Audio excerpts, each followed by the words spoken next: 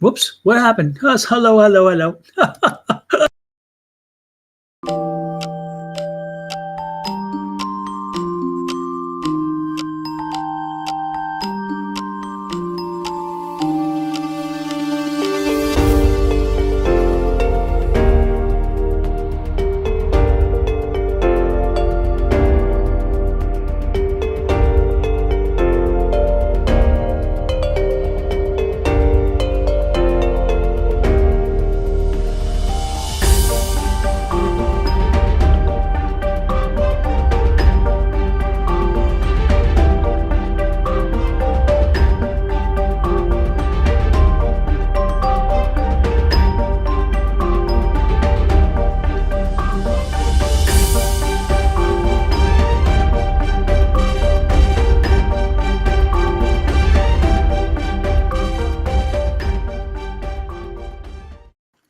Hello, hello, hello. Hi, how are you? Good, and yourself? I am hanging in there on a Wednesday, ready for it to be Friday every week. I hear you. Hey, Lori Cheyenne Taylor, nice to see you Hi, in. Lori. What you been eating good, Don? I am actually crunching the last little bit of a pretzel, which is not healthy at all. Oh, that's not bad. It's not bad. It's better than what it could be, so that's not bad. I Exactly. had a caramel apple today. I finally found caramel apples at Walmart, so I was happy about that. So I am excited. Sorry, I had my thing off. Caramel apple. Yeah, nice. Especially for you, because that's one of your faves right there. I've been looking for them everywhere, and I finally went back to Walmart, and they had a bunch of them. So I got me some. I got the kids some. And and I am happy. That's all I've been looking for is caramel apples. There you go. You know, it's interesting because I was in Costco the other day, and quite often Costco carries those at this time of year, but I did not see them in Costco this time of year. I was gonna say I didn't even think of Costco or Sam's Club, but that Mhm. is a good idea. Yeah, I kind of was looking for them because I knew it's about that time of year when that thing comes when those You come out. only get to Halloween. After Halloween, they disappear. It's like gone. Exactly. Yep. So I'll keep an eye on there for you too, and make sure that if they pop up there, I'll let you know. Oh, good. So they Hey, JoJo. Hey, Miss Julie. Harley. Hey, Harley. nice to see Tina. Kimberly. Oh my God. nice to see you all in. Welcome in, welcome in, welcome in. For those of How you who was made the class last night? I was at work. I didn't make it to class. class was good. We had a meditation before. I mean, it was a new meditation I That's what I created. really wanted to do. Was the It's meditation. the meditation to release, and so it was built to help people release and let go. Oh, I You definitely know, should have let been go, there. let God. You know, let it go. You know my thing, right? Let it Oh go. my gosh, John, I was listening to this lady today. Uh She huh. was doing her live and she kept singing Let It Go. And I was like, did you steal that from Don? Is that Exactly. real? She Like, just don't kept my thing. singing that part of it. And I was like, hmm. I know somebody. You know, it was interesting. I was watching somebody else the other day, and they were doing their thing, and then they did something, and I say, I know where you got that from. Yeah. Miss Julie, I just like the regular old caramel apples, like a green Granny Smith apple, regular old caramel, and the peanuts on top. I don't like the chocolate and the sprinkles and all that. Just a regular old caramel apple with peanuts on it. You know, up on the East Coast, we ours are our caramel apples are done with the red apples. The what do you call the? I don't Oh, remember, really? delicious or whatever you call them. The Uh-huh. delicious or whatever. Yeah, because you know that's what they grow mostly on the East Coast. The Upper East Coast is those big red delicious. I think they call them red delicious apples. Okay. But yeah, that's what we. Something about that sour Granny Smith and that caramel and it just all goes together perfectly. Yeah, and I totally get that because what happens is when I make my French tart, tort it's called, when I make it, I use a Granny Smith apple because I use cinnamon and brown sugar and so forth in it to and caramelize it, and so I use the Granny Smith for that reason because otherwise it's sweet on sweet with the delicious, and also the Granny Smith will hold up longer. It'll stay crisper, where the delicious apple will break down in the oven. So when I do my French tort, it is with the Granny Smiths for Oh, very reason. yeah. Yeah. Yeah. So Hey, I Dakota, how are you? He said he's watching us all the way from Ohio. I well, won't even hold that against you. welcome in Ohio. Hopefully you guys didn't get you've kind of gotten over what little bit you got hit with the hurricane. I know that it come up somewhat through some of the East Coast, but I don't know if Ohio is further in enough so where you didn't feel any impact or not from the first one. But I know the second one's getting ready to hit pretty hard too. And I reached out to Shauna today to see, or yesterday and then today to see how she's doing, and they're gonna shelter in place. They're gonna see. My brother evacuated. They were gonna go to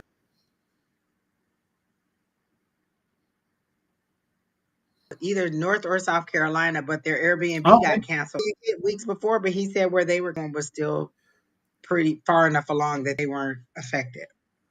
Yeah, I'm telling you, it's rough seeing the the reports and hearing the stuff. It's also rough hearing all the crap that comes. It's interesting when we used to have drama and we have crises like that. The country came together, and to see the behavior this time, I'm like, come on, folks. There's time for that. There's time for that, right? But this is not time. And to plant and sow seeds of folks, it's like these people are hurting. The last thing they need to hear is that nobody cares, because I don't believe that at all, because we've seen the responses, and it's like the American people care. They step in and they take care of it. So it's like I'm so saddened by some of that, and I don't get political on here, though I do get political. I don't get political on here, but I will tell you, when it comes to that, it's like that's not politics. That when crisis happens, we come together. Exactly. We are not red states or blue states or East Coast or West Coast or North or South. Nah. When emergencies happen, we are Americans. Plain and simple. And so it's like, don't give me that. Don't give me none of this or this or this. No, we all pitch in. We all do what we can to help each other and lift each other up. And you want to call it socialism? Call it socialism, because you know what? That's what our government's supposed to do. It's supposed to lift the people up and help them out. So you know what? Write the check, be the socialist, because guess what? These people are hurting, and I'm glad they are. I mean, they're getting in there. They're helping get power back on. This devastation has been something greater than anyone had seen. And that's because, like in North Carolina specifically, where the regions are usually flat and the water comes in and then flows out quickly, in North Carolina, you're looking at the mountains and you're looking at valleys. And so the water, and then it trickles down. Exactly. Yeah. So it traps and then it floods more because it only has places to go to, and it takes longer to go away, to subside. And so, this is it is a different terrain, a different situation. And so, I know you too. I'm speaking for Angie when I say this to everybody. We send our most strong support energy to you guys and our love and light. And we will pray and pray and pray. And we will send, healing energy to those who need healing. For those who are hurting because they've lost loved ones, we can't, I can tell you I've lost loved ones, so I know what it feels like. But I can't tell you what you're feeling like right now. Exactly. I just know what you're going through to a degree, and know that it is not a wonderful time. We know that it has got to be traumatizing, but that's why I can't. That's another reason I just can't live in those. Like, it's wonderful to live on the water and by the beach, and I can't deal with that every year. Yeah, and it's interesting. We fuss about the heat here, but guess what? I'll take the heat, because I tell them all the time, over that snow, over that rain, over that flooding, over them hurricanes, and the earthquakes. I would take that 115. All those we broke every record you could possibly break this year, Don. They said we're 16 days breaking a record for the highest temp every day. So exactly. I'll deal with it. Hi, Brolic. Exactly. And I tell you what, it's the, even when we hit our monsoons, and even when we hit our haboobs, I'll take an hour or two of a haboob, I'll take that, because guess what? It hits, it comes, it goes, bye-bye, and the first haboob I was in, I couldn't even believe it. Like, I was like watching that wall, because it was behind us. We were coming from Casa Grande up to Phoenix. Yeah. And to watch it travel behind us and eventually overtake us. Yes. And pass us, I just couldn't believe what I was seeing. Well, and it's like a movie. Folks, if you haven't seen it, what we're talking about when we say haboob is like a wall of sand. Yeah. And it's coming, and it just moves, a massive wall, hundreds and hundreds of feet tall. So you can't escape it. You can't get around it on either side. It's just this massive wall. It's kind of like that movie in Egypt. I forget what movie it was, but you see the thing coming, and you just have to sit and say, okay. And the high winds are going to be there, but you don't feel. The funny part is you see it coming, It's not loud. You don't hear, it's not, It just yeah, overtakes you, and you just exactly. like, And there's no winds initially. So the winds are calm. Everything is just peaceful. And you're like, oh, isn't that yeah. interesting? And Miss Julie said miles wide. It is a lot of it, and Yeah. the like the first couple times, it's just amazing to see a wall of sand and grit just travel. Yep. And then when it gets over you, it comes right as finally as it gets close, you start hearing it. And then you start hearing thunder and all that stuff. And sometimes you get rain. Sometimes with those haboobs, you don't get nothing. You get no rain. You just get sand falling. And then all of a sudden it's there. And as it starts coming at you and finally envelops you, it's dark.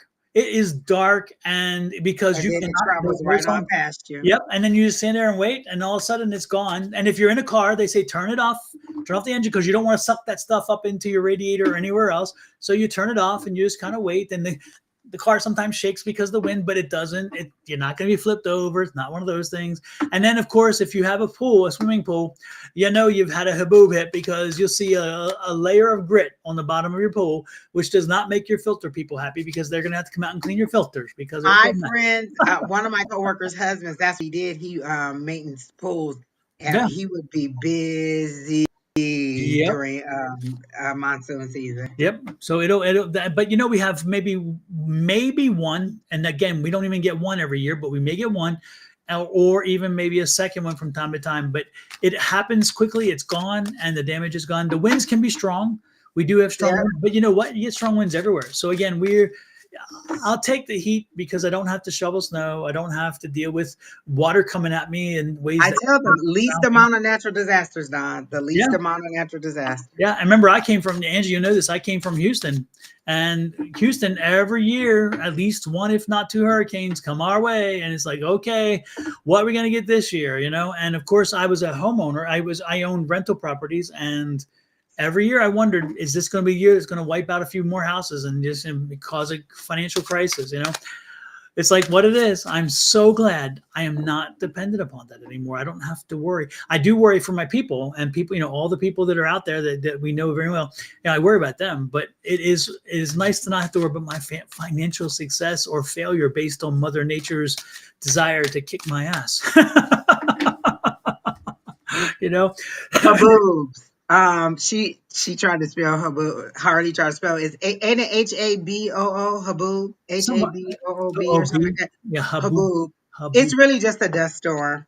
Well, Hmm. that's another word for it, but they call it a haboob. Hmm. It sounds scary, but I'll take it over a tornado, Yeah. over any of that stuff any day, over a hurricane, over a snowstorm. I'll take it because it comes through and it's gone and it's minimal damage. It's not like coming through Absolutely. breaking windows out. It's going to leave a layer of dust and it's going to keep on going. Yep. And if you ever have a chance, check it out. Do good search on YouTube or something and look for a video. It's kind of, and really, I mean, it Oh really is yeah, kind of because at the mesmerizing. beginning of the season, the news always does a Yep. video to show you to it. Yeah, just look up Haboob. Miss Julie put it in the chat. Yep. Haboob. Yeah, it's just kind of interesting to watch because you'll see it and you're thinking, "Wow!" It actually, I truly believe it does sound crazy, but it's fascinating to see it because you're Yeah. thinking, "Wow, it's so big," And then you the next thing literally you can see it coming and just yeah, be like thinking it's so far away. The next thing you know, it just yeah. overtakes you and passes you. Yeah, and remember, our land out here is flat. So when we tell you, you can see it forever because you can be like here in Scottsdale. We're on the McDowell Mountains. We can see down through Mesa. We can see down through Chandler. We can see forever, and you'll see it come, and you'll see it coming, and you're like, "Oh, this is going to be interesting." And you see it slowly and slowly and slowly and slowly and slowly, and then you're like, you know? So we can see when you're in the valley, you can see for miles and miles and miles, and so when it's coming and it's a long ways away. And again, sometimes it's deceptive because you're not sure how long it's going to be, but it's coming, so you just get ready. It's like if I'm out shopping, I get into a store and know where I'm going to be. If I can put into a garage someplace, a parking garage, I go there. But otherwise, get home, get the car in the garage, and I'm happy. Yeah. Yeah. And it's interesting because our haboobs usually don't cause there's no hail damage and mostly in those kind of things, and none of that stuff. So it's kind of cool. Yeah. So it's not a hard thing. Well, you could use it, but again, that there's a movie where they are in Egypt, and it's like out of Egypt or whatever, and you'll see the wall come at them. It's kind of cool. I can't remember. Yeah. I think The Rock is in it or something. It's one of those movies with The Rock or something. Oh, I think I know what you're talking about. Or what's the guy that did the heavyset guy in the won the Oscar for being a fat guy? Remember the he was a young, very handsome young actor, and then he as he get older he put on weight, and then he played that guy Whale. He played the Whale. Remember the Whale movie, the Whale called Whale, and Brandon Fraser. Brandon Fraser. Oh, okay. Yeah, Oh, okay. Yeah, I remember would have never guessed that. he did that series of movies in on Tut or whatever it was, in Egypt. That's what that was. Yeah. Oh, So okay. yeah. So anyway, it's in Phoenix. We in the Phoenix in the metro area. We get them, and actually they get them everywhere. But that's where it pays. In Arizona, 2/3 of our population in the entire state sits in our county in the valley. The rest are spread out north and south, but most of them are here. So we get a. There you go. So Miss Angie, who are you drawn to first? I don't know. No one put a question. No one asked could they get a reading. They were just chit chatting with us. So I thought they were just happy to see us. Hey, Christine. Hey, Jimmy Joes. And folks, as Robert. we do our readings, I'm going to pop up over here. Let me show you what's like a little QR code. It's going to be the weekly readings that I did for each of the zodiac signs for this week. If you haven't seen it yet, please make sure you save it for later and check them out. Thanks, Kimberlyn. I thought the orange was nice too. So, guys, if you have a question, just put your question in and we'll take your question. Yeah, you don't wear you don't wear orange very much. No. I like this version of it. I have another lighter version of orange and I don't like it very much, but this is a very nice version of it. Yeah. Yeah. Nice. And I used to rebel against red because that was my mom's favorite color and she always dressed me in red. So I rebelled against red, even though I secretly liked red. I just rebelled against it because everything was red and she used to always dress us in red. Yeah. Well, you know somebody who likes red a lot. I know. Only for my shoes, and my Probably know. Look, my mom, that's her. Red. She had red cars. She wears red outfits, red, like she just red. It was, yeah. I was what color she wants to be buried in? Red and white. red. I was out the other day and with my mother-in-law, and we were looking for shoes for her 90th birthday and for her party. And so we were out looking for shoes, and I actually ran into a pair of shoes that were not red, and I liked because I needed a pair of shoes, and so bump, orange. I'm like, they're almost red, Dot, and I like them too. Those are cute. So they were. It's interesting. I saw them, and it's interesting because I had orange shoes, which got me out of the black shoes and all the the blues and stuff, and the orange led me to red. So it was funny when I saw this. I said I'm going backwards a little bit, going back into orange. But again, they have a statement. So I'm like, you know what, that's good. Right. Yeah. I still love a black gym shoe. I don't like a white gym shoe, but that's just because I'm lazy and I don't like to clean them.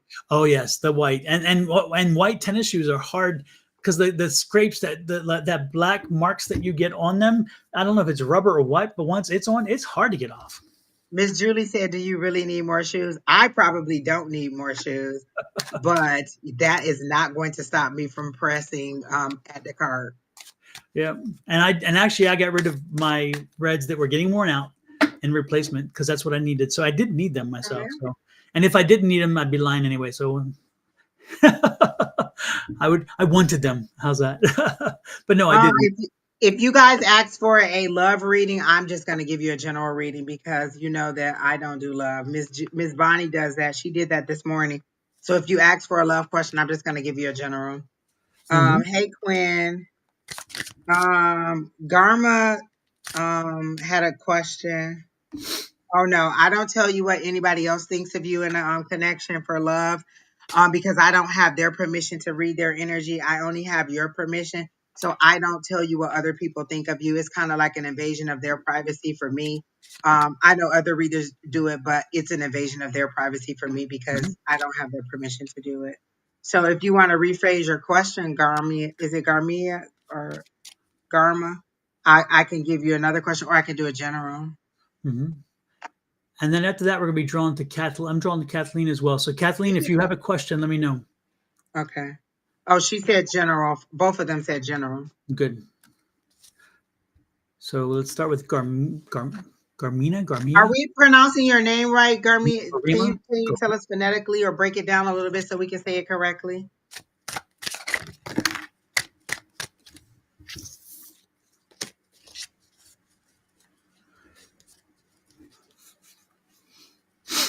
Do, do. Okay, so she wants a general. Let's see what we have for her.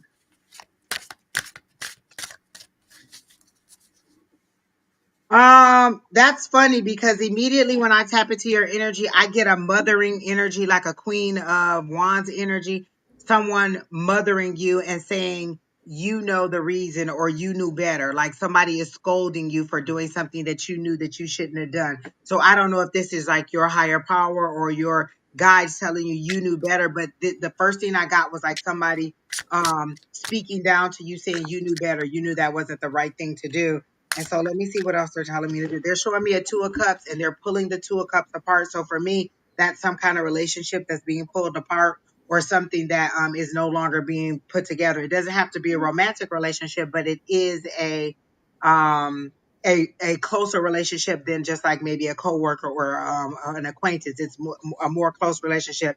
And so they're showing me the Two of Cups, but the Two of Cups are being pulled apart and one person is trying to grab the other person and hold on to them and they're saying you knew better, and they're showing me like all these different like stop signs, yield signs, don't go, wrong turn. They're showing me all these signs, and so to me that's them saying we showed you this sign, we showed you this sign, we showed you this sign, and you're not listening.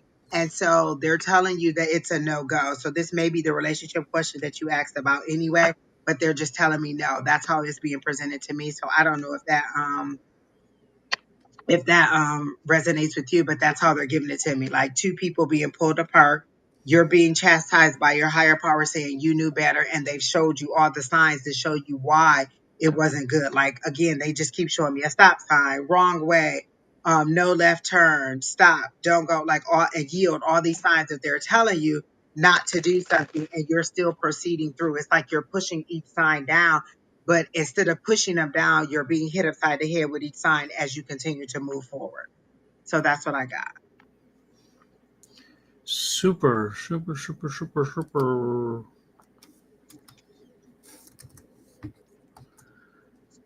Garim, are you in I'm getting family conflict. So are do you is it a situation where you are wanting something for yourself or you're wanting something one outcome and your family is looking for you to do something else? You have an obligation to your family, something like that, because I'm picking up on something like that. I'm picking up on a situation where again it goes back to happiness and you being true to yourself. And I do feel like there's I feel like that's not the case. And so are you somehow committed to something? Like is it an education situation or a relationship situation or an arranged marriage situation that I'm picking up? Because I'm really picking up again something about where your family wants one thing and you're just not sure how that fits in. So I don't know. Does this resonate with you at all? Because again, it may not. It could be somebody else's energy, but I'm just picking up that there's a again. I feel like you want to go your own way. You want to be. You're like I've got to turn. I've got to shine my own light, and for you to shine brightest, it comes from you being you. You coming from an authentic place, kind of deal. So does any of that resonate with you? I mean, it just and if so, and again, is it a relationship situation or is it a situation again about direction where your family wants you to do one thing, and you want to do something else, or whether they're not on board with something you want to do, and it's like again, it's a bit of a conflict. See, and that's how I got it too, down. But she was bumping her head on all the roadblocks. Stop, don't go, yield, don't move forward. But Exactly. she's pushing forward in opposition to it anyway. They're saying don't do it. But I got it as her higher power telling her don't do it, and I got it as a relationship too because I got the Two of Cups being pulled apart. Okay. Super. Yeah, because it's Yeah, it's Oh, she said she normally does her own thing. Her mom and family aren't happy about it because she's more traditional, because they're more traditional. more traditional. Yeah, exactly. So, but and you but and as much as you might want to consider them, and Lord knows you should, don't get me wrong, but at the same time, again, you do have to be true to yourself, because if you're living your life for someone else, I assure you that, and this is the conflict again, it's an internal conflict with you, is that you want to be a good daughter, and you are a good daughter, but in your mind you feel like, I can't be a good daughter if I'm always wanting to do my own thing. And know that your parents love you, and there isn't really a conflict. They do want the best for you, but they know you well enough to understand that if you were to petition them for something, and they really felt that you wanted or needed it, they would support you. So know that ultimately, they want to direct you, but at the same time, they are willing to go with you. So know that. Okay. That's what I'm getting. So in other words, be yourself. Be yourself. Be true. Be honest. And ultimately, they will fall. They'll be fine. They'll fall in, and they'll fall in line. They're good. Okay. Yeah, and I get that you get a lot of options. You're just, I don't know. You're not heeding the warnings. You're going your own way, but in lieu of your best interest sometimes is how they're showing it to me. And so mine may be more relationships, and Don may be picking more on a family conflict, because as soon as you said conflict, the five of wands popped out. So I do get maybe she's got a little bit of both, but that's because she's kind of maybe trying to push her own way. Like, I want to be me, I want to be me, and some of the I want to be me isn't in your own best interest. Right. Yeah. Well, just the most important thing is just continue to be you, and I assure you, again, things will fall into place, and they're good with that. So just She continue said to. she's lonely and not supported at times. Well, I mean, if your family doesn't support you in what you do, you can always find a community of people who support you what I do. Everybody in my family doesn't go along with me doing readings and tarot and stuff, so we just don't discuss that parts of my life, or I just don't. It's not that I'm blocking them or not associating with them, but I'm not going to go where it's something that you don't believe in or that you don't want to hear about. So those are just people maybe I don't associate with. And so I found a community of people who are supportive of what I do and who believe in the same things I do. And we communicate with each other. So you can build your family outside of your family too. You can have your general blood relatives, but you can also build a community of people who share in the same interests that you do. So feeling lonely, get out and try to meet new people, get out and try to do new things, get out and try to find different ways. People all the time ask me, like, you work a lot, Angie. I enjoy some of the people I work with at my other job. And it's just another place where my mind is clear. I'm not really, having to be too analytical. My main job is very analytical, where I'm always having to, try to figure out a solution to a problem. Here, it's very repetitious. And so I get a clearer mind. I get more openness to my guides, and I get more clarity of information. So that's why I get out. But I also get to socialize and meet a lot of people. So yes, I'm working, but I'm also socializing. So just getting out may help you with some of that loneliness and finding another community of people. You're always welcome to come to class on Tuesday nights if you're interested in developing your skills or learning about it. But we have two class on Tuesday night, 6 p.m. Mountain Standard Time. So you can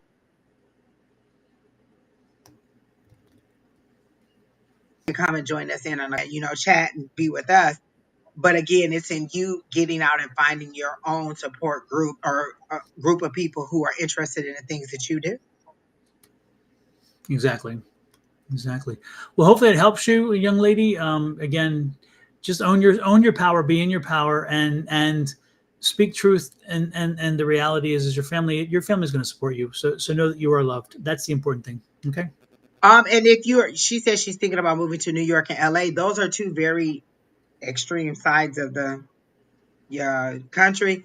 Also, two very expensive places to live. So when you're thinking about these things, think about your cost of living. Think about how you're going to make money. Think about your expenses. Think about all those things. You're saying you're being called, but are you being called because that's what you're really being called to, or you just heard about the glitz and glamour of it and came there, and that's where you want to go? Do your research on where you want to go. I do see travel in your future because I see the world card and and that's usually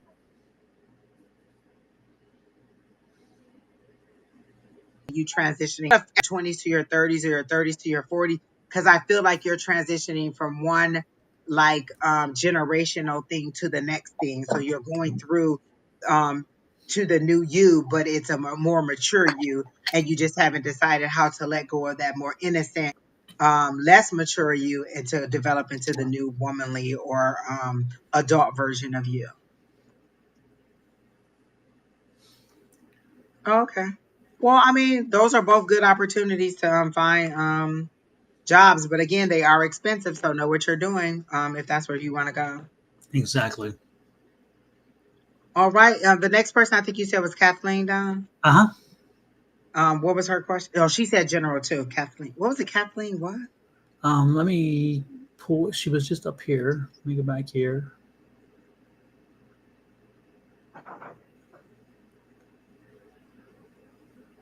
All right. How far back was it?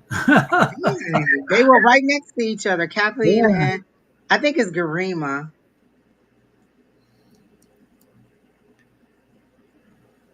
Oh, Cardillo. She's right under Yeah. Sonaria, and Sonaria asks for a general. For all of you asking how to be put on the list, you could just type your questions in there, and then if we're drawn to your energy, we'll go ahead and do your question. Exactly. Okay, Miss Kathleen, are you still here? Yeah. She said she's here. She just popped up and said she's here. I see you sitting, like they show me you like sitting in a desk environment, Miss Kathleen, and there's somebody over your back, like is either micromanaging or just really talking too much and taking your concentration off. So I don't know if this is your inner voice keeping you from getting your concentration, because let me walk through the vision that they're showing me. So you're sitting at a desk, you're supposed to be doing a task because you're supposed to be in this space by yourself, and there's somebody behind you just chirp, chirp, chirp, chirp, chirping. So I don't know if it's your inner voice or if it's negative self-talk or if it's a coworker, but somebody is distracting you and keeping you from doing your job, and you're trying to tune them out, but you're having a very hard time tuning them out. It's like you're trying to use music to tune them out. You're trying to think on other stuff. You're trying really hard to tune these people out. So I'm thinking maybe it may be negative talk or negative or gossip or things that people are saying about you or something. And it could be just your inner voice with negativity, but somebody is keeping you from doing what your task is or what your focus is and what you're trying to move forward on. I feel like you're trying to learn something new or make some progress forward, and something is chirping and keeping you from doing what you're doing. I just moved in with a friend and okay, she's driving you crazy. Okay. Because she's just chirp, chirp, chirp, chirp, chirp, and you're trying to drown her out in every kind of way, and you're trying to be nice about it. And it's like maybe this person has a lot of emotional issues because I see you offering them like a box of tissue, like, oh, here you go. But you're offering it with your back turned, like your head is this way, and you're offering the tissue that way, like, oh, here you go. I feel sorry for you, but I got to get back to your work. You're trying to concentrate it. You're just really feeling overwhelmed by the amount of intrusion that this person is having on your life, and the way they're breaking your concentration. They're showing me like a page of cups, and you just kind of maybe having to offer or have a conversation with them. One of the things I had to do with my daughter when I first got home from work, so she would get home from school before I did, and then when I got home from work, she would just go a mile a minute, blah blah blah blah blah blah, telling me everything that happened at school, everything she needed, blah blah blah. So I said, can you give me 15 minutes? So I would come in, I would go in my room, I would set all my bags down, I would just sit on the bed, and sometimes I would just lay back for 15 minutes to regroup, to unwind from the trap, the commute home, just from the workday, just from everything. And then I would get up, and then I would let her just tell me everything she needed to tell me about her day, what she needed, what her hopes, which whatever it was that she had. But I allowed her that space, but we had to have that conversation. Give me my few minutes to unwind, and then I'll give you your time, and then allow me to get back to what I was doing. So you may just have to have that talk with your person and say, hey, can you give me a minute to do this, and then we can have our time, like maybe we can watch a TV show together, or maybe we can do something like that. Because is this a person that lived alone by themselves? I just feel like they just need some companionship, or they're just happy to have you around, and they just don't know that they're overwhelming you because they are pleased to have you there. um And so they just don't know that they're overwhelming you a little bit. But I don't get any malice with it. I just get like they're a very needy person and you're just either empathetic like that or you're just in their line of doubt to you. But I don't get anything. Okay. But I don't get that they're really kind of mad, being vicious about it. They just seem to be enjoying having somebody to talk to.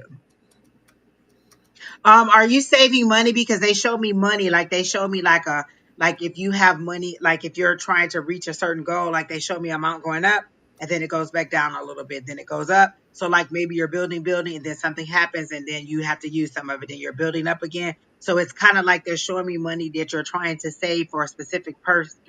But are you trying to go somewhere on a boat? Because they're showing me like a boat or a voyage. Are you trying to move somewhere near the water? Or are you traveling somewhere because they keep showing me a boat and you're trying to go relocate somewhere else? It seems to be a slow journey if for me if it's a boat, but it's an emotional thing. So is there an emotional tide that is pulling you to where you want to go or keeping you from going, but you are trying to save money?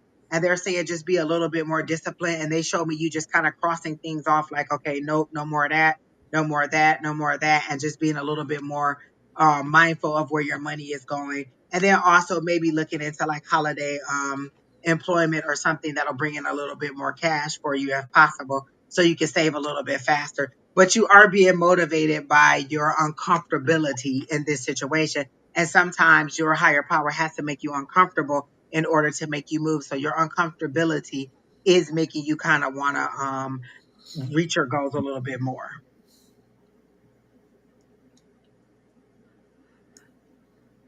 Who's the are you experiencing cold chills? Are you experiencing some kind of energy? Are you experiencing something like a flash of cold chills or um um I keep feeling cold chills around me. I keep feeling like again, are you having a situation where you're dealing with the beginning of an illness? Okay, something like that. Are you have you been ill? Are you again? I'm picking up this like an illness, and I'm feeling the beginning of an illness. I'm feeling like a beginning of a like a virus or a cold or something. If you are not feeling it yet, I would strongly She said suggest. her ears partly closed and she can't get warm. That could be low iron because let me tell you, I be freezing. People be, it's so, I'm like, oh my gosh, where's my jacket? Yeah, I was picking up that, and so I would make sure I'm getting hydrated. I would make sure I would get enough hydration and get some water in you. Make sure you're getting water in you. Make sure you're eating properly. Make sure you're getting proteins as well as your veggies. But proteins are equally as important.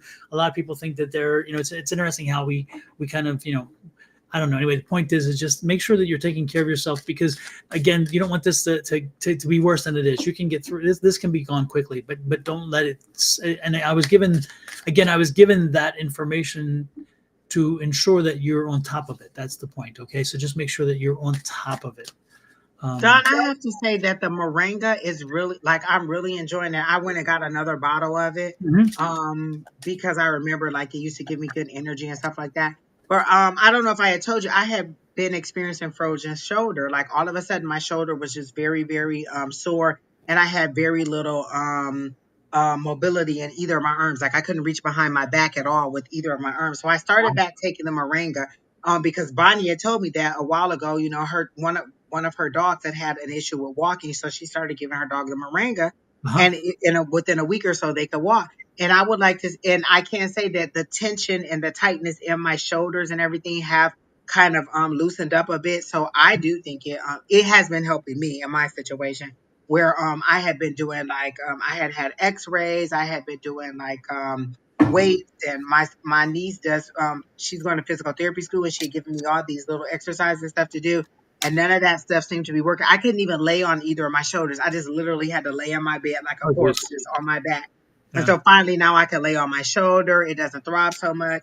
And so I just like moringa. And and again, I'm low in iron, and I don't know if that had anything to do with it, but I've been told that it has like 7 to 10 times more iron than spinach and all those things. And so And it doesn't give me the issues because they had me on an iron supplement. It wasn't working, and that works perfectly fine. It doesn't irritate my stomach or anything, it's been working really really well. After that, I might try the burdock root because Lester told me that was good. But just along the lines of that, those are some Yeah. natural remedies that the lady could try. Yeah, Um, and to do. this stuff Angie's talking about, I Yeah, put up here because I used to preach about this, and I still tell you people, I tell everybody who wants to hear it, they probably don't want to hear it anymore because, but it really does. This is natural. This is moringa is a moringa tree, yeah, and it is called the tree of life. It's one of the oldest trees in the world when it comes to dating back whenever it was used in Egypt. It was used, and every part of this tree. This is very unique. Every part of this tree is edible, every part, the root.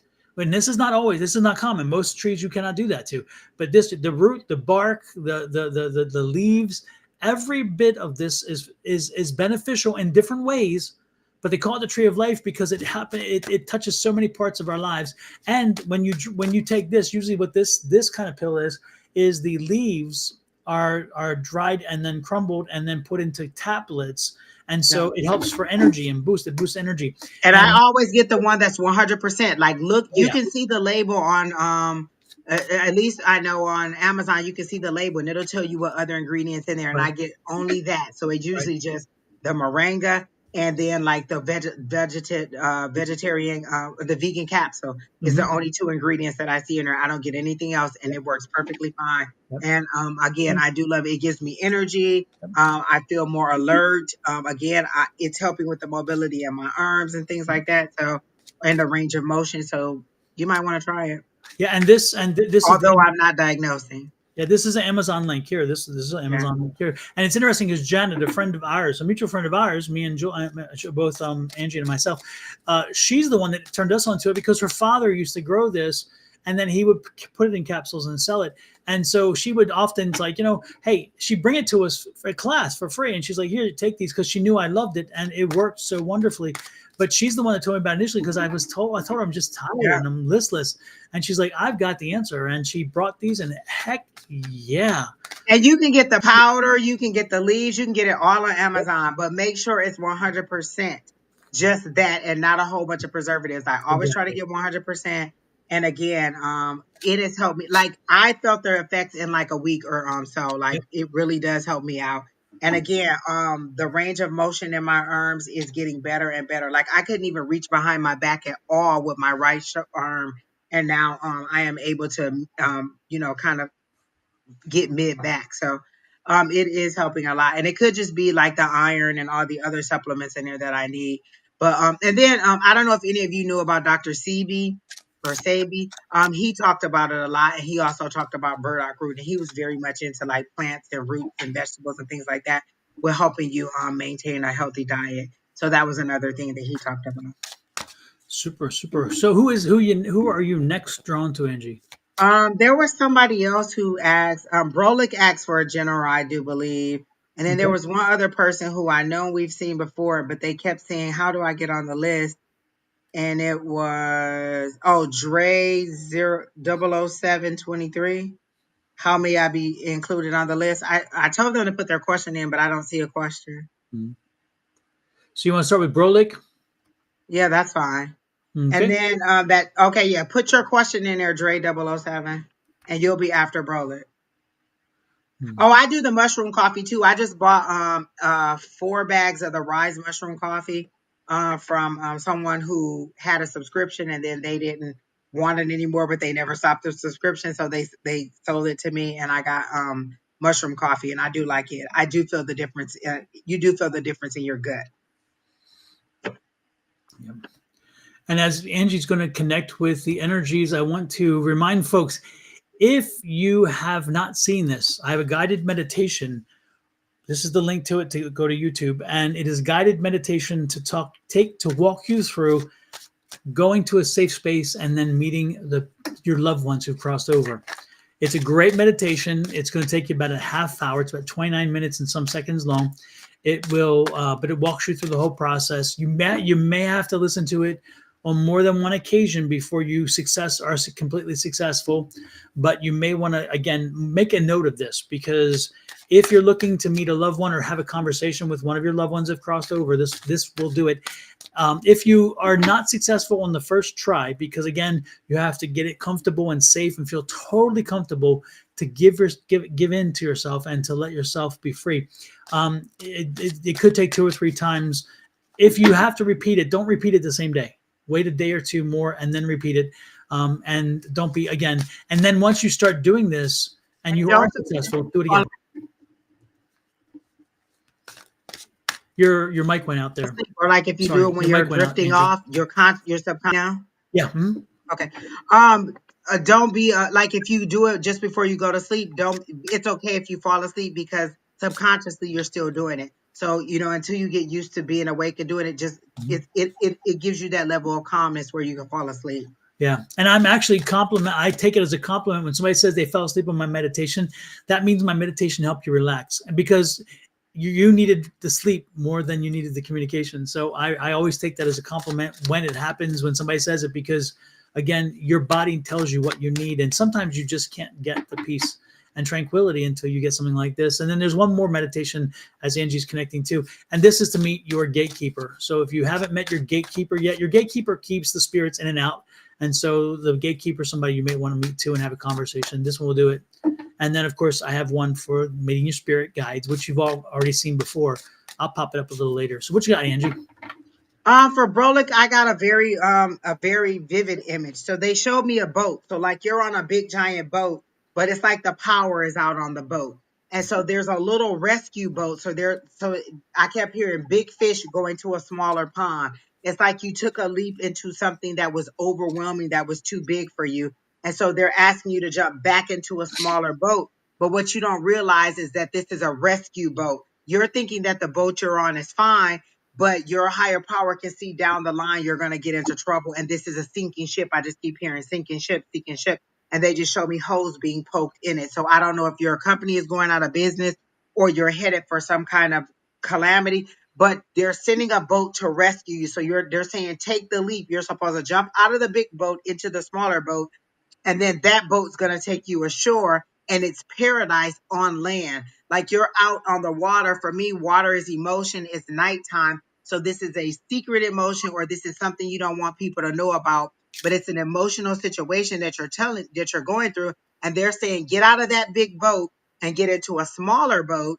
And then once you do that, we'll take you to paradise. We'll take you to where you're trying to go, but we know a better route. So you jumped into something that was a little bit overwhelming for you, or you're on a sinking ship, you're on a big boat, or you're working with a big company or something where they're headed for a downfall. Your guides are trying to move you to someplace else, but you see it as a step down or a step back, and you're trying to go forward, and they're saying no, it's a reroute. Get off of this vessel onto this vessel, which is safer, and I'll take you to where you're trying to be. You need a redirection, you need a regroup, and you need a rescue. You've called out for your rescue, and your rescue is coming. You just need to go this way. And it's like you're stretching your money, you're stretching your dollars to the point where you don't have to. And they're like, you're trying to hold on to this one little, and they're just showing me the dollar symbol, and you're stretching it so thin that it's almost gone and it's almost nothing. But if you go over here, there's ripe for the picking. There's all kinds of dollars, all kinds of money that is available for you to pick. You just got to reroute and regroup and go another direction, and it'll put you back on track to where you're going. You think that this is the safest route, but what they showed me is you're about to go overboard. And if you just go to the right, you'll go on land, and it'll be an easier, less emotional journey. You'll be more logical. It'll be more action. It'll be more what you want, because they keep saying paradise, paradise. So it'll be the direction that you're trying to go, but in a safer route is how they're showing it to me. Oh, Now, before a merger. So they're saying go, leave. Like it's too big. So maybe the merger made them way too big, and they're bigger than they should be. And they're saying, we're sending somebody to rescue you. So start looking for another company, or start looking for another opportunity that should be presenting itself soon, because they're showing me the Page of Wands. So for me, that's, creativity, that's passion, that's discovery, that's you looking for something else and getting information, and then it'll put you back on track to where you want to go. I just felt like you kind of got sidetracked on where you are right now. So that's what I got. super. I'm feeling like you're. I'm feeling that you're overwhelmed. I guess that's the feeling I was getting is overwhelmed. And so, is the overwhelmed because you are faced with lots of choices, or you think you're faced with choices, or are you overwhelmed because it's an emotional time and you're just not emotionally equipped for this? Because again, I just feel like there's an emotion situation here, and again, it's the overwhelming part that concerns me. You're capable of doing whatever it is you want to do, whatever you can do. So what I would suggest to you is I would not pay attention. I first of all de-escalate. You need to figure out a way to de-escalate. Doing a guided meditation is a great way to do it. Find something that gets you out of your head, because you're too much in your head, and that's not really healthy for you. So you need to get out of your head. You need to get into life. You need to get into something. You need to find a way to ground yourself, because again, you're carrying a lot of energy around with you. You're not dumping, and that energy needs to be dumped, because if it doesn't, it just eats away at you. So make sure that you are, again, finding a way to ground yourself. To ground yourself, make sure that it's not just you walking on your floor in your house without your shoes. That's not grounding. Grounding is getting out into nature. So in other words, you put your feet into sand, put your feet into grass, put your feet into dirt, put your feet into water. Get out and put your feet into Mother Nature, Gaia, Earth, whatever you want to call her, and let that energy that has been building up, let it go ahead and discharge into nature, and therefore give you a break. The next thing you need to do is you need to learn to control your mind, because I also believe, bro, like that your mind controls you more than you control it. And some of that is done by impulse, and some of that is done by fear, and because you're afraid to surrender. So what I would strongly suggest to you is consider doing the tapered candle exercise. And I have a video on it. If you go to YouTube, you'll find the video on it. But quite simply, it's this: quickly light a candle, stare at the candle, flame for 5 minutes for 7 straight days in a dark space, and make sure that you think of nothing else but the candle's flame. That's it. And it teaches you to learn how to control your mind. So if you were to control your mind, you were to ground yourself and let the energy go, and you were to therefore get focused, you'd be surprised at how a lot of this will pass. Because again, I just feel like you're just not equipped to handle all the emotional stuff coming at you. And mean, I believe you are equipped. I believe that you're just not prepared to let it go, because again, your mind can't do your mind is your enemy right now. It is not allowing you to take care of the things it needs to, and instead it's just running amok with other things. If I were to give a card for you right now, my card that I would see is the 7 of Cups, which is a focus card, because I just think your mind is all over the place. And again, it's just because it's working too hard and too much. So get out and ground yourself. Find yourself a way to distract yourself and let your mind be free, and enjoy life just for a little while. You need it. You need it a lot. But get ready to move on. Like, Yeah. start your journey on moving on. Oh yeah. Yeah. And I think that's part of it, is the fear of moving on. The fear of the unknown is what's scarier to them. And I think it's part of the problem, actually, is the fear of it. And the reality And is, if he remove, that's the emotion in it, because they showed me he was on the water. But if you just get back into this other rescue boat, and they keep making me let you know it's a smaller boat, but it's a rescue boat. So maybe you're stepping down from a larger company to a smaller, more personalized or independent company, and then you're thinking that it's going to be less advantageous for you, but it turns out to be better because it puts you back on the road to where you want to be. exactly. Yep. And that definitely happened to me. Like, I went from the University of Phoenix to like a local hospital network, and then from there to like, I think maybe one of the city jobs, and then on to where I am now. So it was a long route to get to where I am, but I do like this job better than the ones that I had before. Hmm. Super. All Well, right, so that's that's what we good. got for you, Broly. Take that information, put it to use, and again, give yourself a little bit of a break. Give yourself a break. You deserve it. You've earned it. What you All got right. next? So the next person I think was Dre's 00723. And Mhm. Dre said she, I think it's she, or he moved, just left their toxic job, and they're wanting to know what's next for them. Immediately while I was trying to get into your energy, Dre.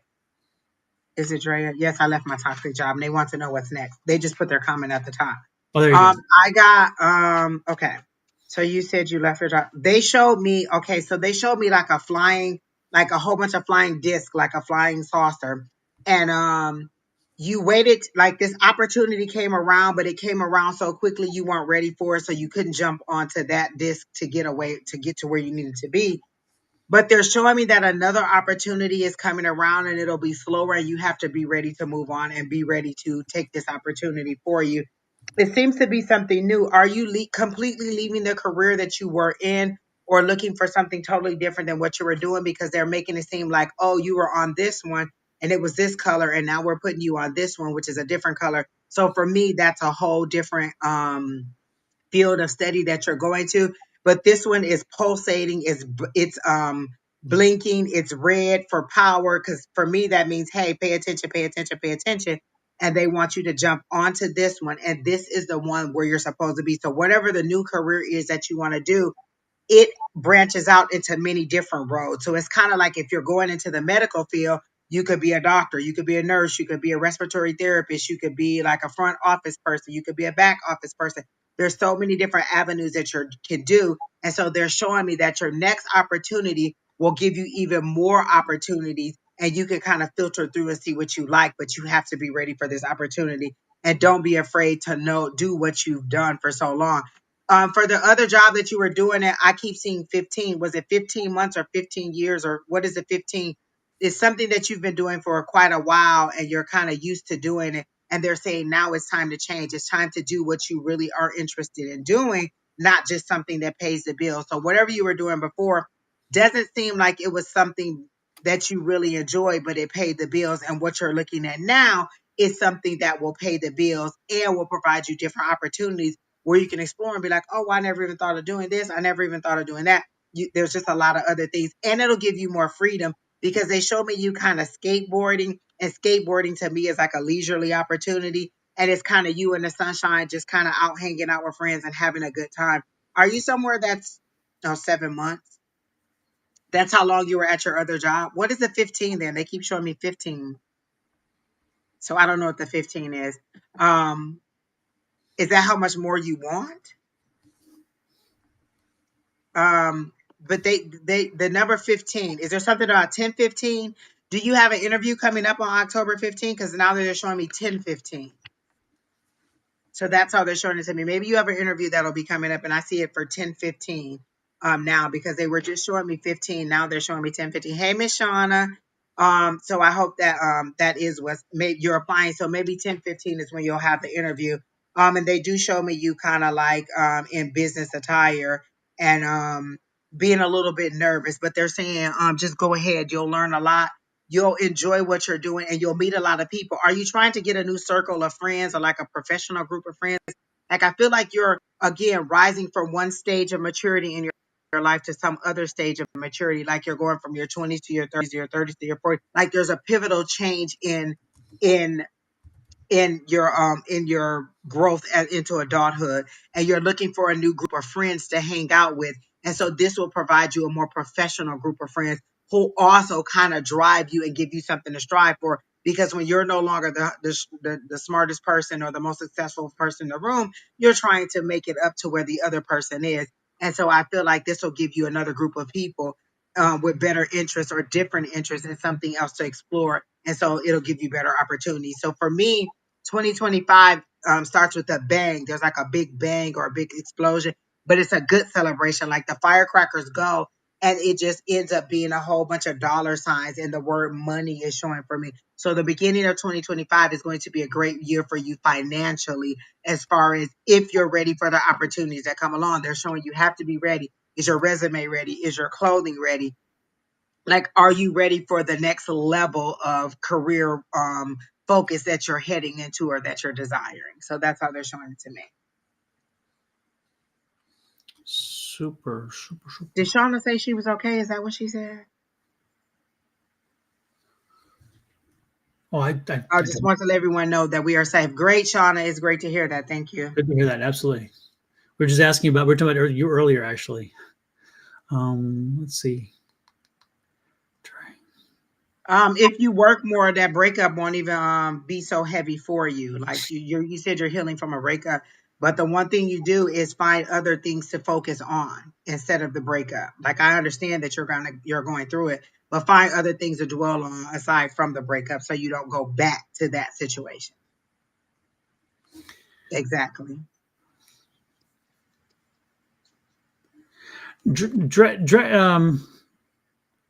Was it's interesting because I don't know. I feel like you kind of knew it was coming, but you didn't. They ended it. You didn't end it. Is what I'm picking up. But I'm also understanding that you knew it was coming, but you didn't want to take it on. You didn't want to face it, so you figured just let it slide, and maybe it'll pass or whatever else. So my question is, and the big thing is again is this was unhealthy. You knew it. You knew you had to move on if you were to grow and to expand.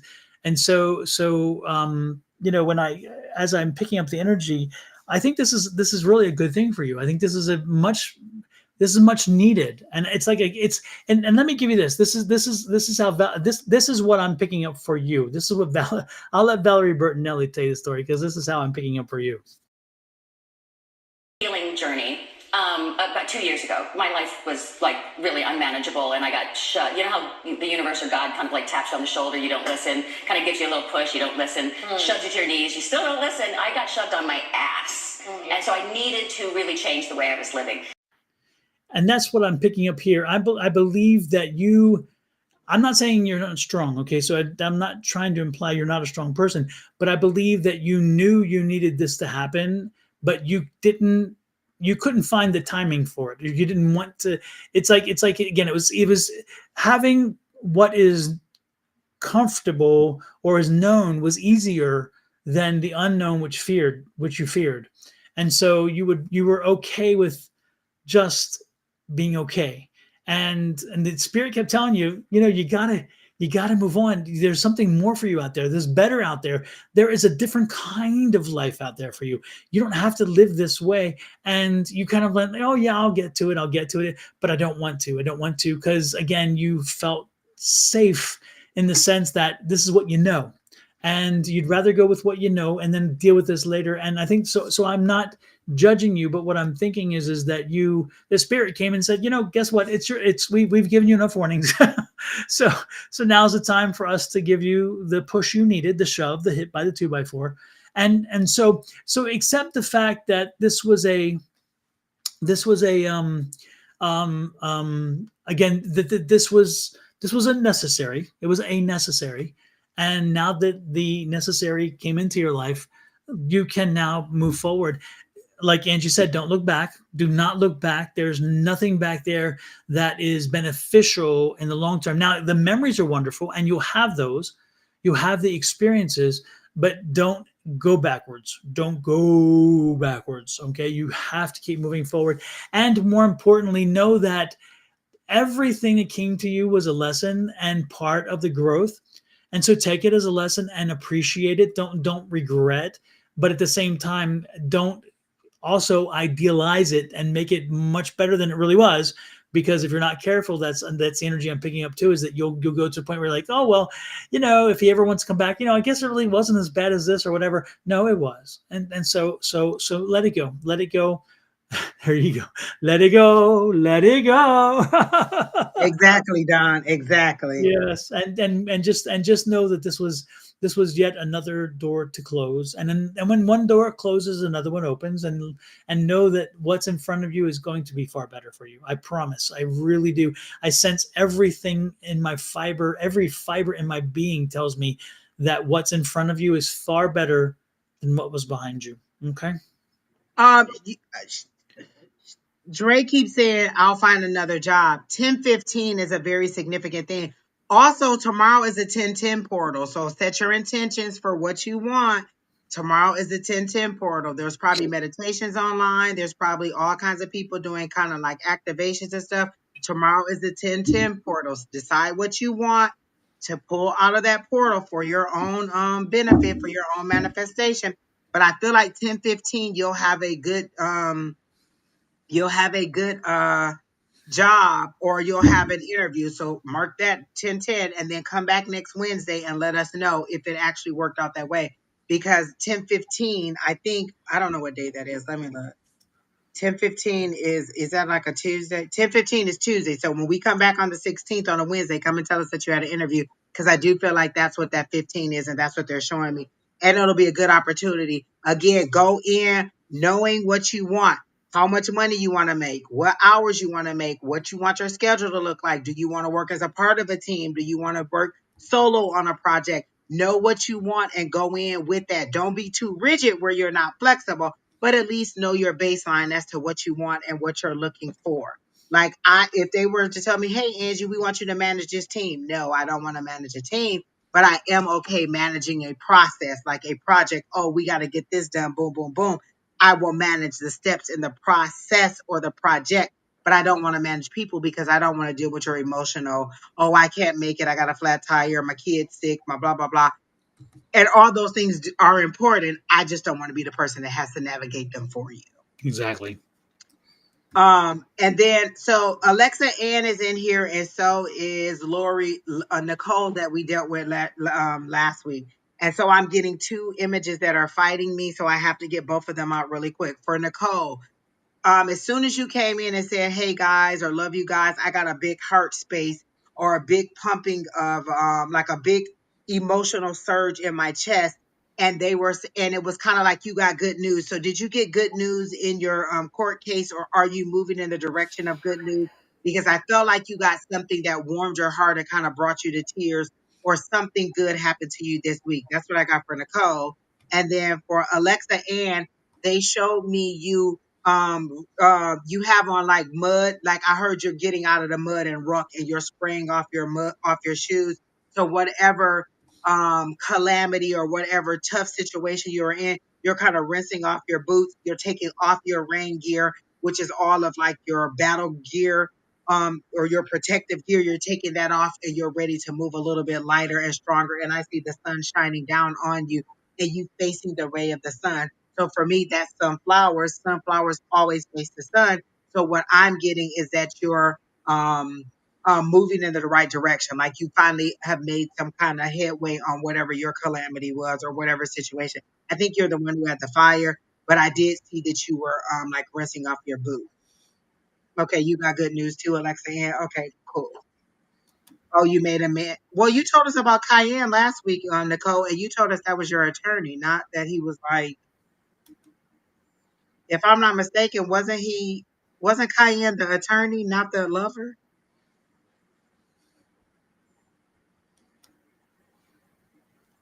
I remember that clearly because you said, "Is he going to help me with my custody issue?" So I thought he was an attorney, because we told you we don't do love readings, and so you said, "Oh no, this isn't love.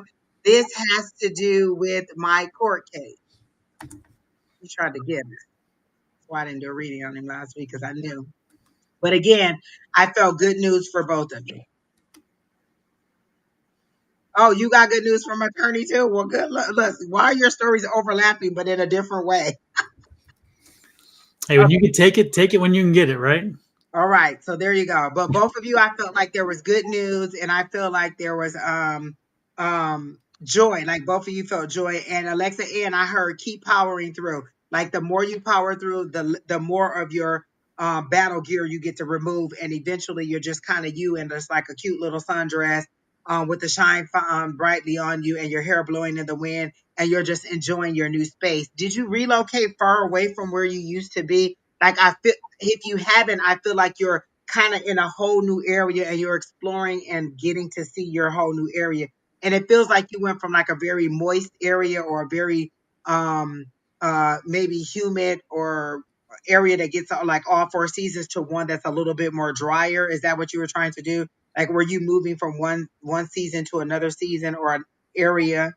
So I see that you're moving, and it's going to be a good move for you. It's going to be productive. Are you looking at, do you have a dog, or are you trying to get a dog? Because I see a little dog that you're kind of walking. You're eating like an ice cream cone, and you're walking with your dog, and you're just having an all new life. Like all this is brand new. Loving everything that you see. you're kind of like in like a cityscape area, like maybe in the dog park area or in a skateboard area, but you're just exploring everything and loving everything that you're seeing. The love readings are Wednesday mornings. That's when Miss Miss Bonnie Bonnie. is on doing love readings. She was on this morning. I think they were on at like 8 o'clock or 9 o'clock this morning. And then again, Sundays, Miss Bonnie is on from 11 to 1 Mountain Standard Time. So calling all angels. If you are subscribed to Miss Bonnie, every time she comes live, she'll do the love readings. And so that is Wednesday mornings and Sundays mornings also. Exactly. You have a dog that passed. I feel like you're gonna get a new dog, Miss Alexa Ann. I see the dog. I see you enjoying it. Just a little cute brown furry little dog. If that's not what the dog that just passed, but it's just a little bitty like hen, like not a bit like a lap dog, um, sitting in your lap or following you around, trying to eat your ice cream. There's something about ice cream in you and the dog. But again, exploring your area and loving the new season for you. And then Nicole, again, good news coming. I feel like in your court issue, like, because I got that big, but that heart space could be you opening up to this new person too. But I got a big rush of energy in my heart space. So for both of you, good news. And I hope you both come back and tell me that you get good news. Yes, that would be nice. All right. So whoever else you're ready for, Don, that was 2 quick ones. That was, yeah, no, it's like move, boom, boom, boom. Love it, love it, love it, love it, love it, love it. Let me see who is here. Quinn was here. I don't know if she's still here. Miss Tina Tops wanted a general. I don't know if she's still here. Oh, speak up if you are here so we can know who is here and who is not here.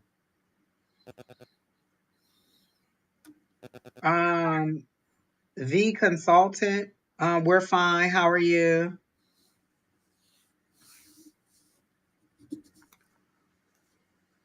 We can do Oh, Tina. Tina.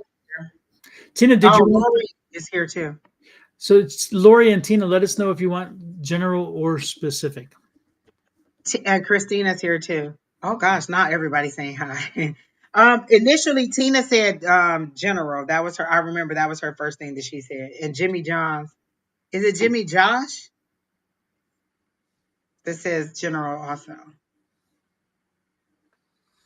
So which one was first again? We were saying Tina was the first person that I remember right? that she said general. So then, Okay. and then Lori has been asking for a minute too. Okay. All right, so Miss Tina.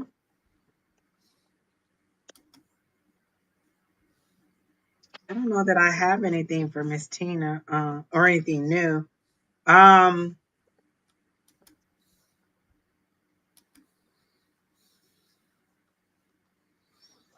try to get the cards. Let me see what I get from the cards.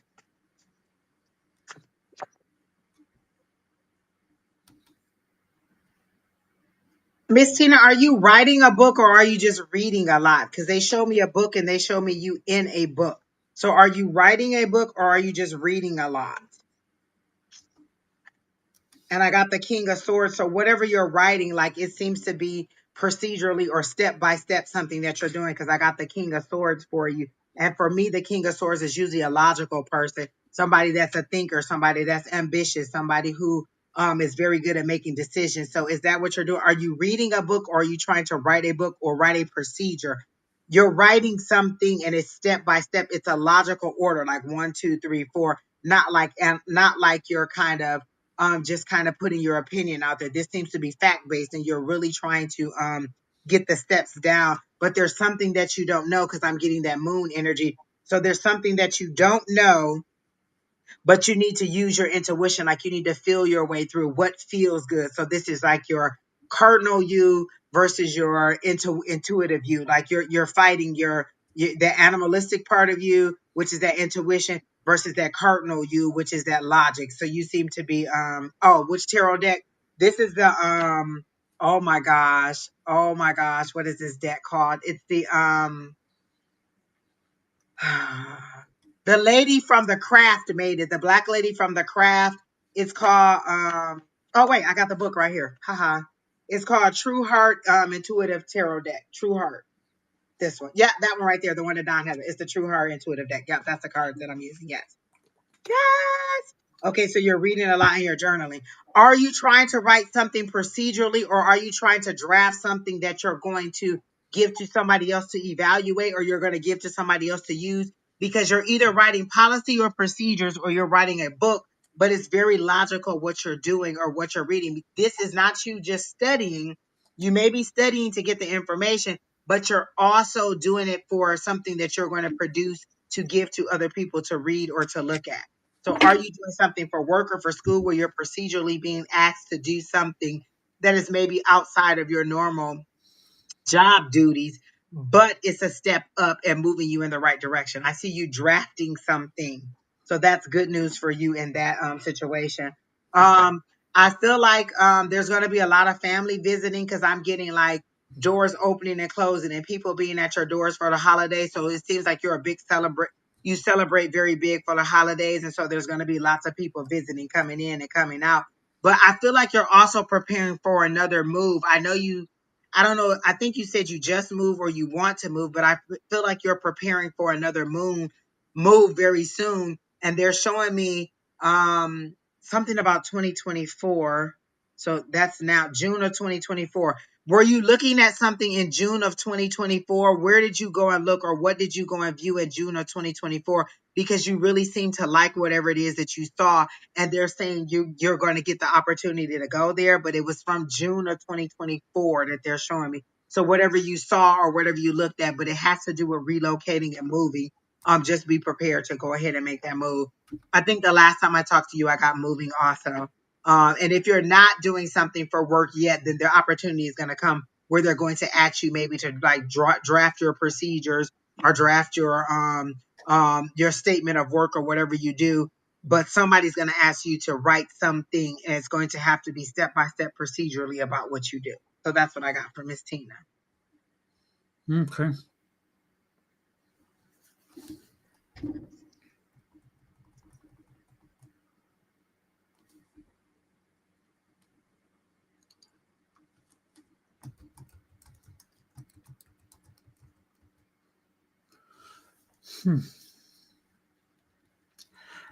The one thing that I'm picking up, Tina, for you is this feeling of you make two steps forward, you get one step back, and you're getting frustrated with the two step forward, one step back, two step forward, one step back. Sometimes two steps forward, two steps back. And you're like, when is this enough? When is enough enough? When will I finally? When will something finally take hold? And I think that it's interesting because I'm picking up like a 9 energy. So it was when I got that energy, I picked up like a 9 energy, which means again, it's coming. Whatever it is that's been happening is coming to fruition soon, and that energy is going to dissipate. It's going to dissipate over time. I'm picking up like 2 to 3 months from now. So I think that by October, we're in October now. So I think by the first of the year, you're going to see a major change, a shift, which is interesting. I'm also asking you, and it's interesting because I don't know if it's your energy or whether, no, I think it's actually everybody's energy. Everybody be careful between the 14th and the 20th of October. I feel something major happening in the United States, and something, I feel like a major shift of some kind, something, maybe even a very traumatic event that happens that catches the nation's attention on a wide scale. And I don't know if it's going to affect a specific area. It's not like a hurricane or something. It's more like around people, around somebody, something, some significant person. But there's a major something happening between the 14th and 20th. And so if I were you, I would probably be staying closer to home. I wouldn't be planning on doing something above and beyond the norm. I think I would be, and Tina, again, this is for you as well in that sense. I think that I would be looking at feathering my nest. I would be feathering my nest, getting comfortable, making sure I'm comfortable. But know that again, you have about 2 more months before a major shift that's going to clear things up. So unfortunately, for now, you're stuck and you're still kind of having to fight. but I wouldn't fight so much. I wouldn't, again, it's not a resistance thing so much. It's just, again, the feeling like as you push forward, you slip back a little bit. So it's, again, it's not so much a fight. The fight is not the right word, I would say. I'm picking up more of a, again, it's just a constant struggle. And the struggle will subside. The struggle will subside. That's what I'm picking up. So, again, the 14th to 20th, I'm getting I just got that. It's like a real big, vibrant, vigorous kind of image. I'm hoping it's, yeah, wow. Yeah, wow, that's not good. That's not good. Put it down here. Write it down, folks, because I think that we're going to be, something's going to shock us. Going to shock us. Yeah. That's funny, Don, because you got what'd you say, the 14th through the 16th? And remember, I kept getting 10-15 for that other person. So that's right in line in there. Hey, maybe it's just a good wave of great news for all of us. Let's go with that. Yeah, 14th through 20th. Yeah, unfortunately, mine's not good. Mine's the opposite. There's something traumatic going to happen, and I don't think it's a person. Well, they were talking about the October reveal, like the big, they usually drop something big politically in October because of the election. So yeah, I'm getting the feeling like this would be, yeah. Don't be surprised if there's a shakeup there. I'll put it that way. Well, we shall see. Look, we'll be back on the 16th. Yeah, it could be from illness. It could be from a big shakeup. Yeah, interesting. Yeah, this is not good feeling. It's a crazy feeling. And sorry, Tina, it came in while you were with me in the read, because it's like, I don't think it's connected to you. Again, it's not connected to you, but it's a warning to you to make sure that you have your ducks in a row during that time, because it's going to be a lot of just a lot of people feeling lost in that sense. And so there's a feeling of kind of uncertainty, and don't be careful not to fall into that feeling. Okay, that's what I'm getting. All right, Angie, who's next?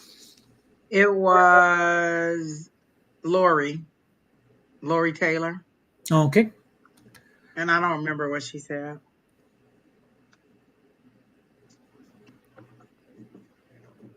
Christina Maldonado says she's been feeling something weird from yesterday. She's never felt that feeling before. Well, what was the feeling? I do have mine is like, it's an uncertainty. Like, I know something is coming. I just don't know what it is. My guides keep telling me it's a good thing for me personally, but it's all about just trusting, even when you can't see what it is, knowing to keep moving along, even though you don't know what it is that's going through. Yeah. Yeah. Wow. Yeah. Just this whole energy that just came up. It's a very unsettling. Harley said, "Did you see something similar to the veil?" No, I saw beyond the veil. I saw beyond the veil. I was given a insight. I'll put it that way. I was given. Well, listen, was it aliens coming to get us? Because I am volunteering to go first. Like, I've been waiting on this alien transport, and look, fool me once, I'm ready to go, people. Exactly. Get out the probe. Get out the probe. Exactly. I'm ready. All right, Lori, you are next. Who is that general for? What generally should Lori know? Lori, you're married with kids, or what's going on there? You're again with the 3 kids. You're not. Are you a single? You're not a single mom. Well, I'm not sure.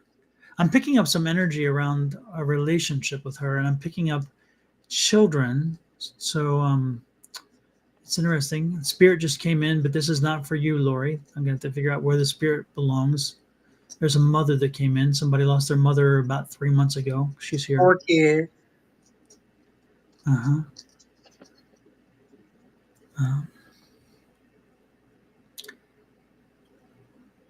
But are you a single? Are you a single mom?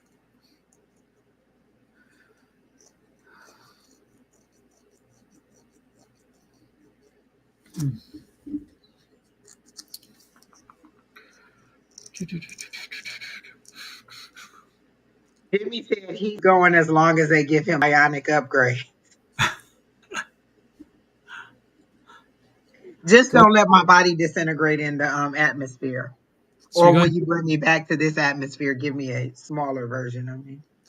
exactly. So you're going through divorce. Okay, that explains because I was getting the single mom. Yeah, okay, single mom energy. So that makes sense. Yeah, that's going to be coming to. It's going to be finalized soon, and you're going to be. That's one less thing to deal with. Know that that's happening. Um, it's interesting because again, this already. You knew that one of the children, one of the small younger ones, was having an issue with it. They got over it finally, which is nice. So I see a more healthy family unit. I'm like, Don, this reading sounds so familiar, but go ahead. Mhm. So I think that the family unit is good, and in that sense, um, finances are still a problem, still an issue, is what I'm picking up. So again, you've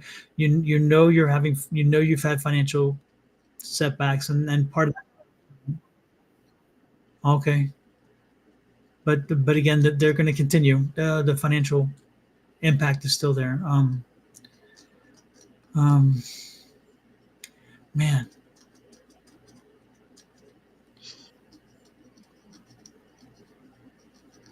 Lori, and is your mom still on this side?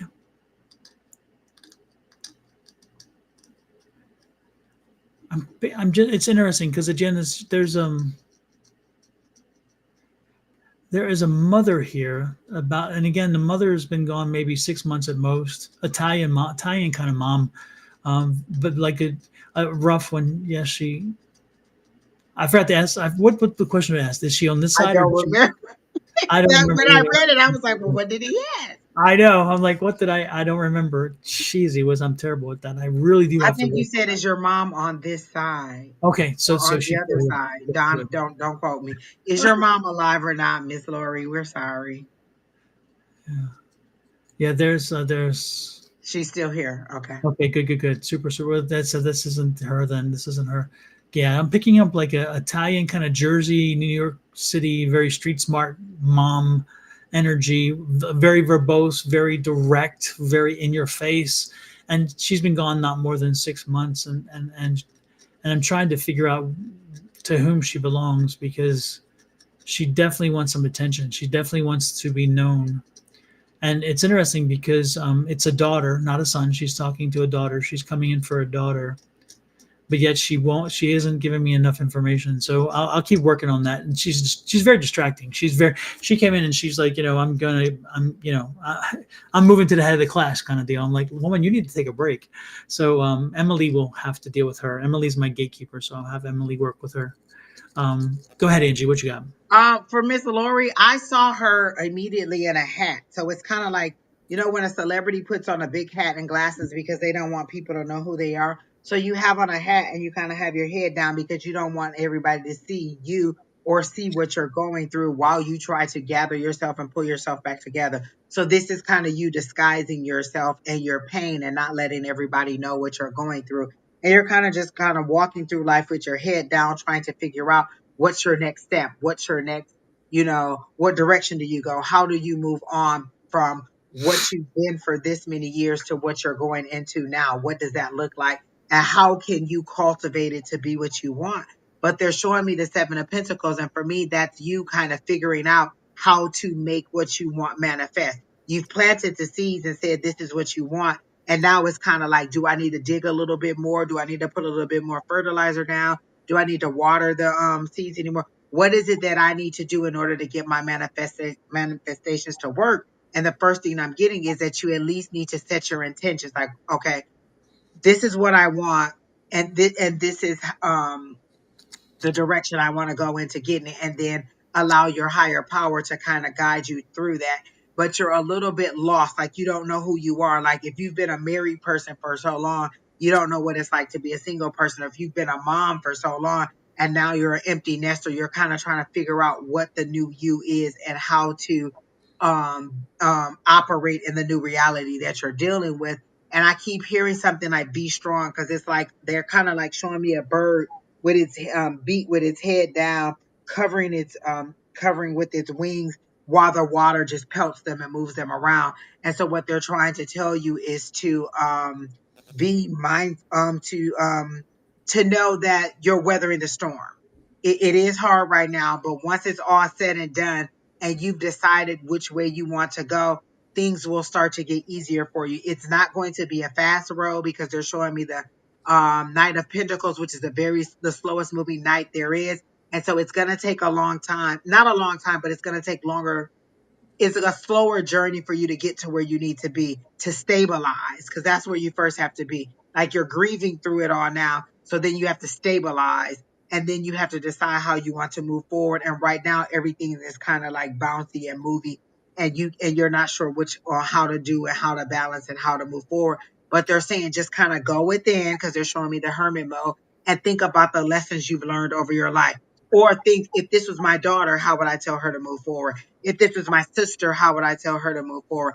If this was my friend, what would I tell them? Because a lot of times when we're going through it, we don't understand. But if this was my daughter, I tell her to do A, B, C, and D. So maybe I should do A, B, C, and D to move myself forward, because they're showing me that only you can navigate how you want to live the rest of your life.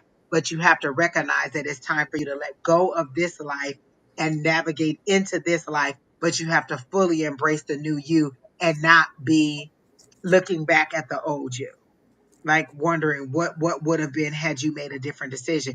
This is the route that you're taking. This is the way that you're going.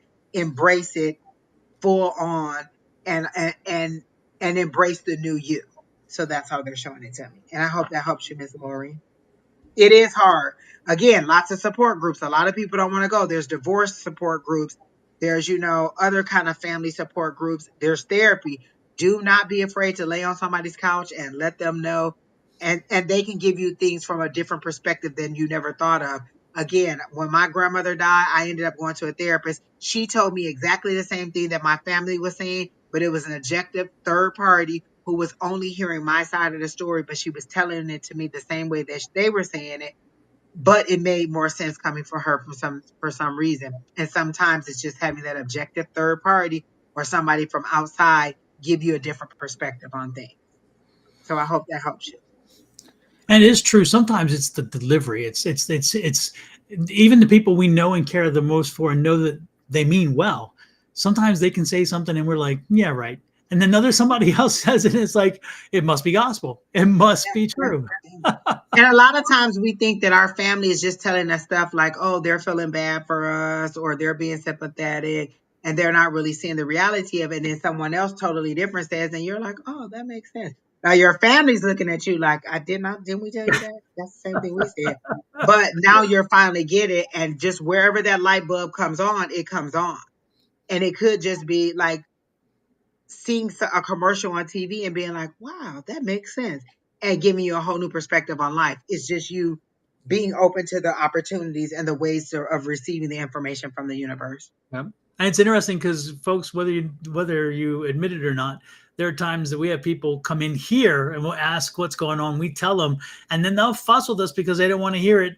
And then again, they go down the road a little bit, and about a week or two later, they come back and said, "Okay, I didn't want to hear what you said, even though I asked you to tell me what you said. I didn't want to hear it. You were right. You were right." And it's like it happens. So we're used to it, and we do it ourselves from time to time. So do not feel like we're putting you down. It's just the reality is that we're all human beings, and we all tend to do that from time to time. It's part of the human condition. Who is next, Miss Angie? Who did you say was next? Jimmy has been in there for a while, and Jimmy Josh, I think it is, asked for a general, and I immediately got some information on Jimmy. I heard the partnership is broken. Were you thinking about going into business with somebody, or are you working with someone and you're thinking about kind of breaking off and leaving? Like, I see you kind of flying on. It's like you got your wings and you're ready to move on to a higher plane, and the partner or whoever you're in business with or you were thinking about being in business with is still grounded. They're not ready to fly yet. And so it's like you've learned your lesson. You've got you've got your wings and you're ready to move on to a higher plane. And the person that you're with is just like an anchor, and they're holding you down. And so they're saying the partnership is over. It's time for you to move on. So this could be a personal relationship. This could be a career relationship, but they're showing it to me as just that you're ready to move on.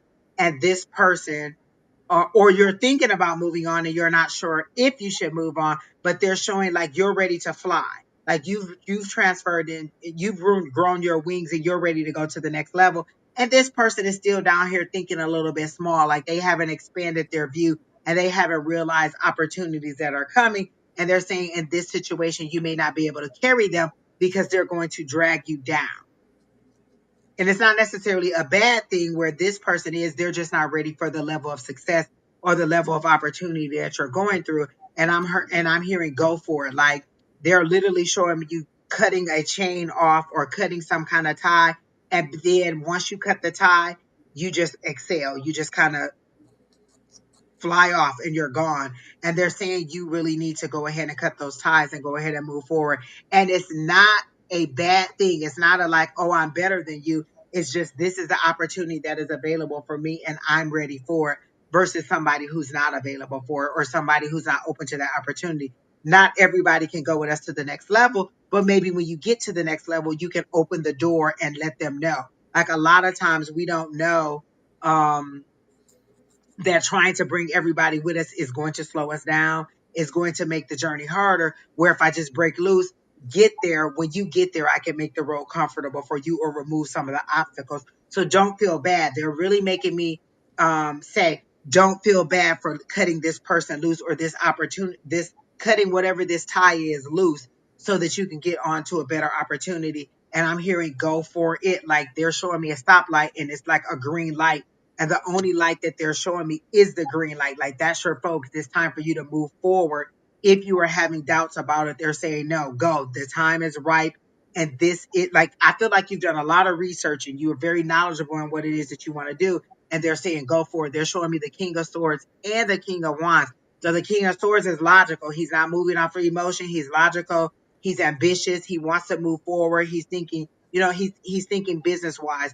And then the King of Wands is more of a passionate person, but also a leadership characteristic, and also usually for me, dealing with career. So both of them together seem to be very good at making decisions when it comes to moving forward in career and just logically. So those are the two things they're showing. You're in that very big king energy. So move forward on that and be prepared for your success. Is how they're showing it to me. And it's literally a road. It's a yellow brick road. And in the word is spelled success. So your road to success. Super. Miss Angie, explain to folks what this image is about. Oops, your microphone had cut out, but now you're back in. Oh, I'm sorry. Okay. So that's a book that I wrote a couple years ago when I was going through like my spiritual transformation. I was leaving religion and going into like more spirituality. And it's called Broken, Saved, Suicidal, and Soaked in the Blood.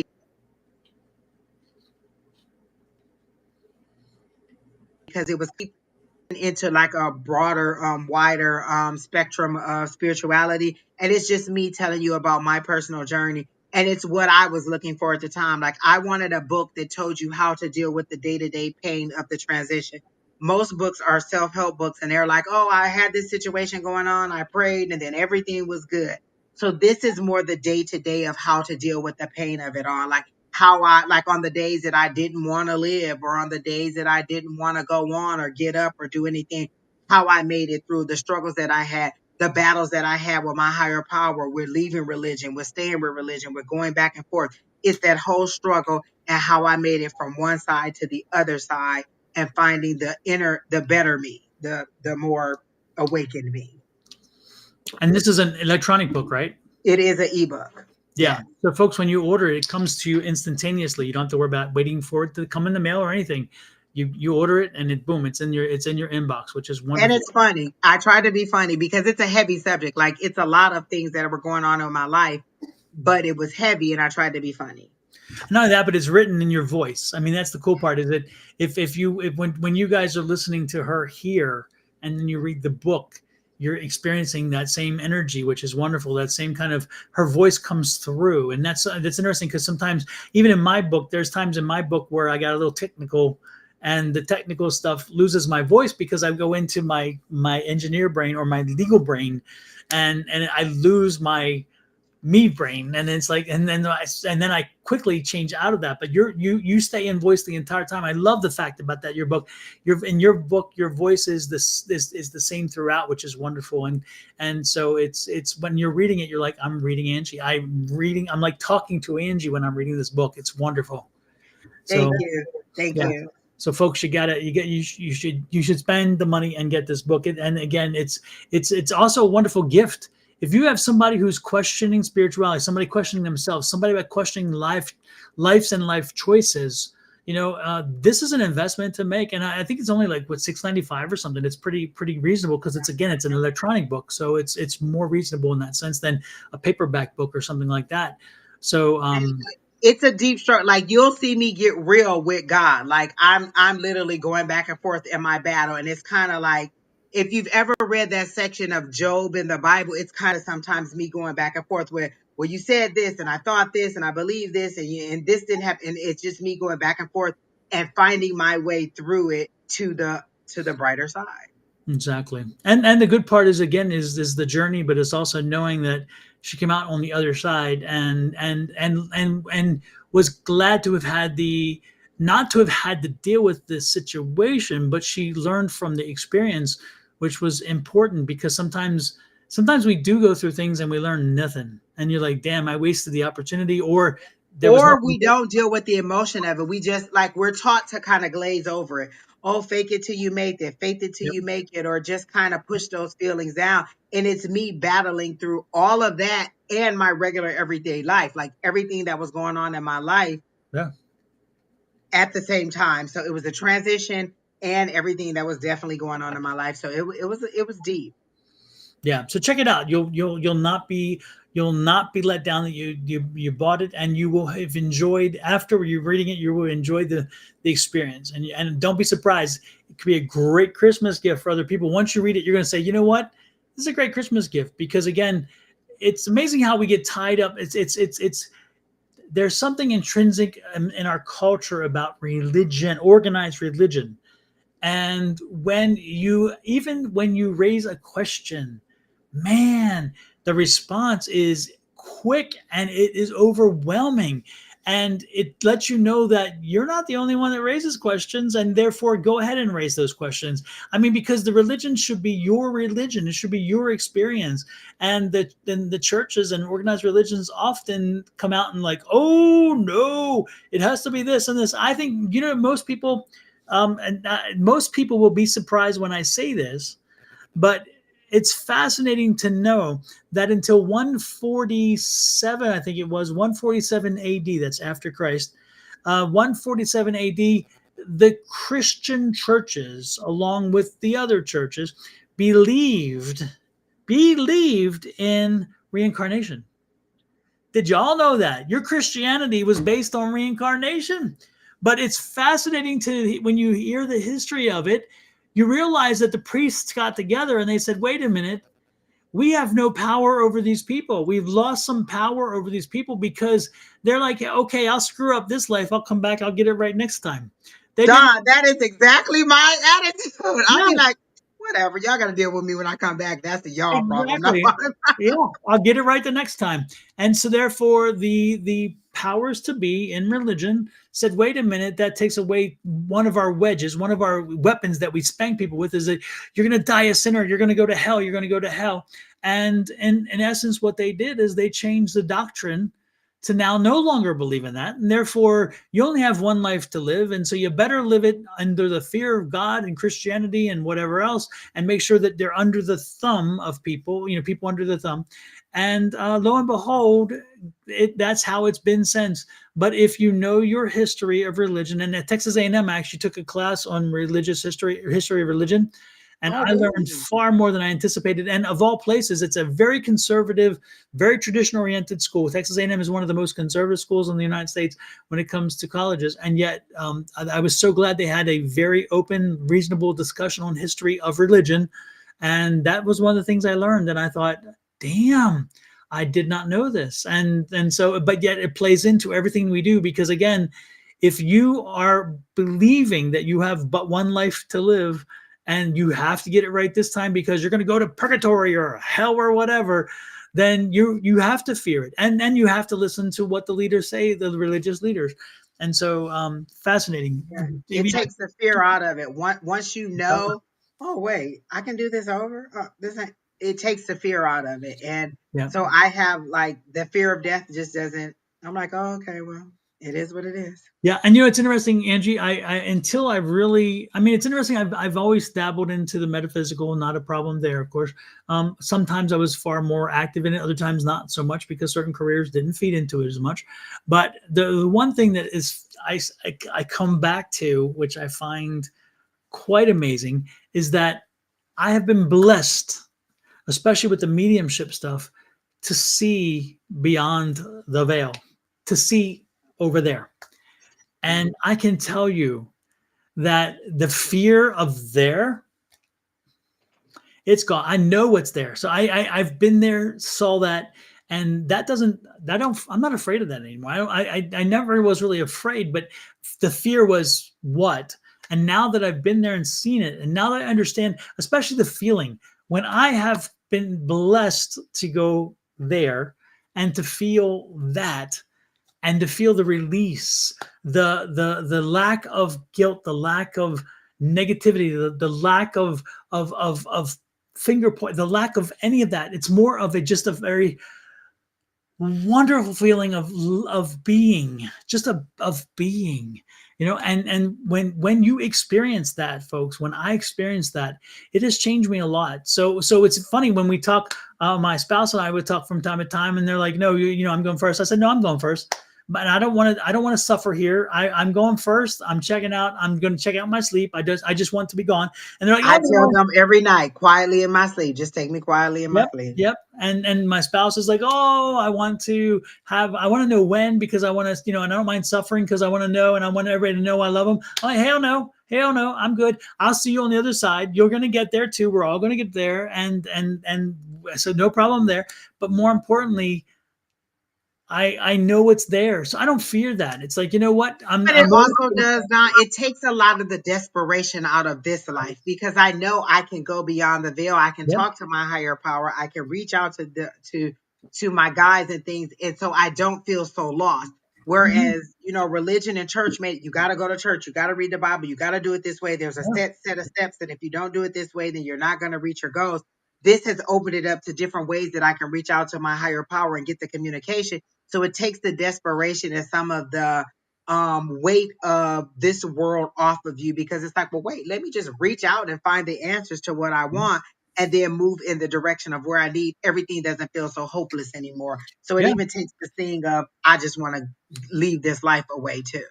Yeah, and it is again, when you have that epiphany, when you have that experience, and you realize that we're all going to go out in the end anyway. We're all going bye bye anyway. We can't, we do not get out of this life alive. I promise you that. So knowing what is over there and knowing what I'm going to tells me that when time comes, I'm okay. I'll be here as long as I need to be. And once this coil has shaken me off and sent me on my way, I will be fine there too. And folks, I would strongly suggest to any of you that if you have a chance to take a mediumship class, if you have a chance to learn mediumship, if you have a chance to meet with a medium, to meet with a channeler, whatever you want to do, meet with somebody who can help you to maybe try to have that experience at least once. It is, once you've felt that, again, it's I cannot tell you in words the feeling, but once you've felt that, everything changes. Everything Yeah. changes, and you're like, you know what? I can do whatever in this world because eventually I know it's gonna be damn good. It's gonna be nice. Jimmy said one of the issues for some of us is learning to trust what we're picking up and learning to discern. Well, that's the same thing in religion. You're still wondering, is this God? Is this me? Who's telling me this? Is this the right way? You're always going to be trying to guess and to learn to understand your discernment. Mm. So spirituality just gives you more avenues to explore that and to find your direction. Where again, for me, religion was like, you have to do it this way. It's only in the Bible. It's only through Jesus. It's only through this. And spirituality opened up different ways for me to be able to connect with my higher power, or whoever you believe your higher power to be. It gives you more opportunities to connect in a way that doesn't feel so, like religion always made it feel like God was way up here and I was a little peon down here who wasn't even worthy of being able to talk to them. But just because he let me talk to him, I always have to approach them as like, oh, Father God, oh, holy this, oh, hi that. Like there was no connection. There was no, like, it never felt like this. It always felt like the higher power was here and I was way down here. Mhm. Spirituality evens it for me and makes it feel like I can open up and say whatever I want to say and receive back what I need to receive. And folks, I'll tell you one more thing. And again, I'm writing. This is even more powerful now to me because I'm writing a new book, and my book is going to be on spirit guides and meeting your spirit guides, communicating with them, having them show you the things I'm talking about. And that's why it's kind of really more fresh than usual in my mind. But the thing I would tell you is this. Is that it's funny how, again, fear is used in religion, but I promise you, from every experience I've had with every entity, every energy from the other side, everyone, fear is not their thing. If you feel like you're getting a message from spirit and it includes fear, it ain't spirit. It ain't spirit. And I will stand by that 127%. Spirit should never make you fear. That's not they don't have that in them. That's not part of their thing.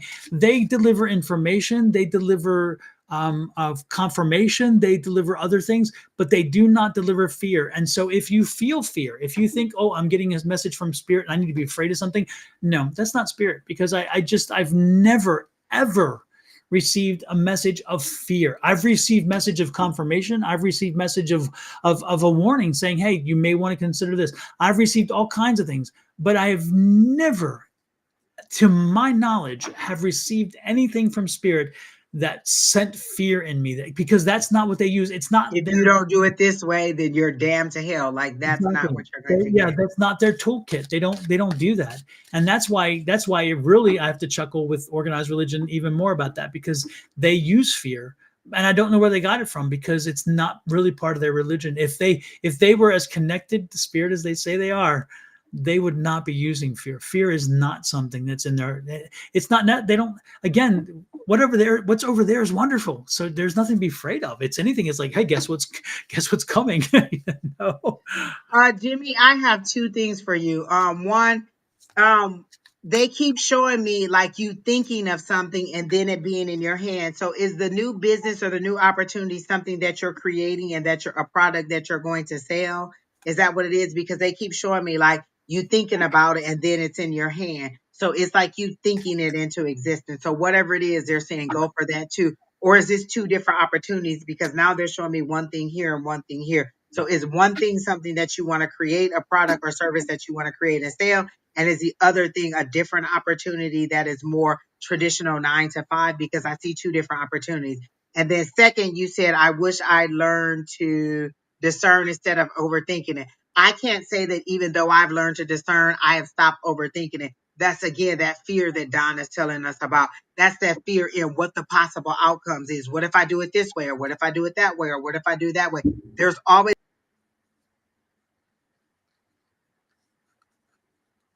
going to be multiple things, but once you learn to connect, you don't get it.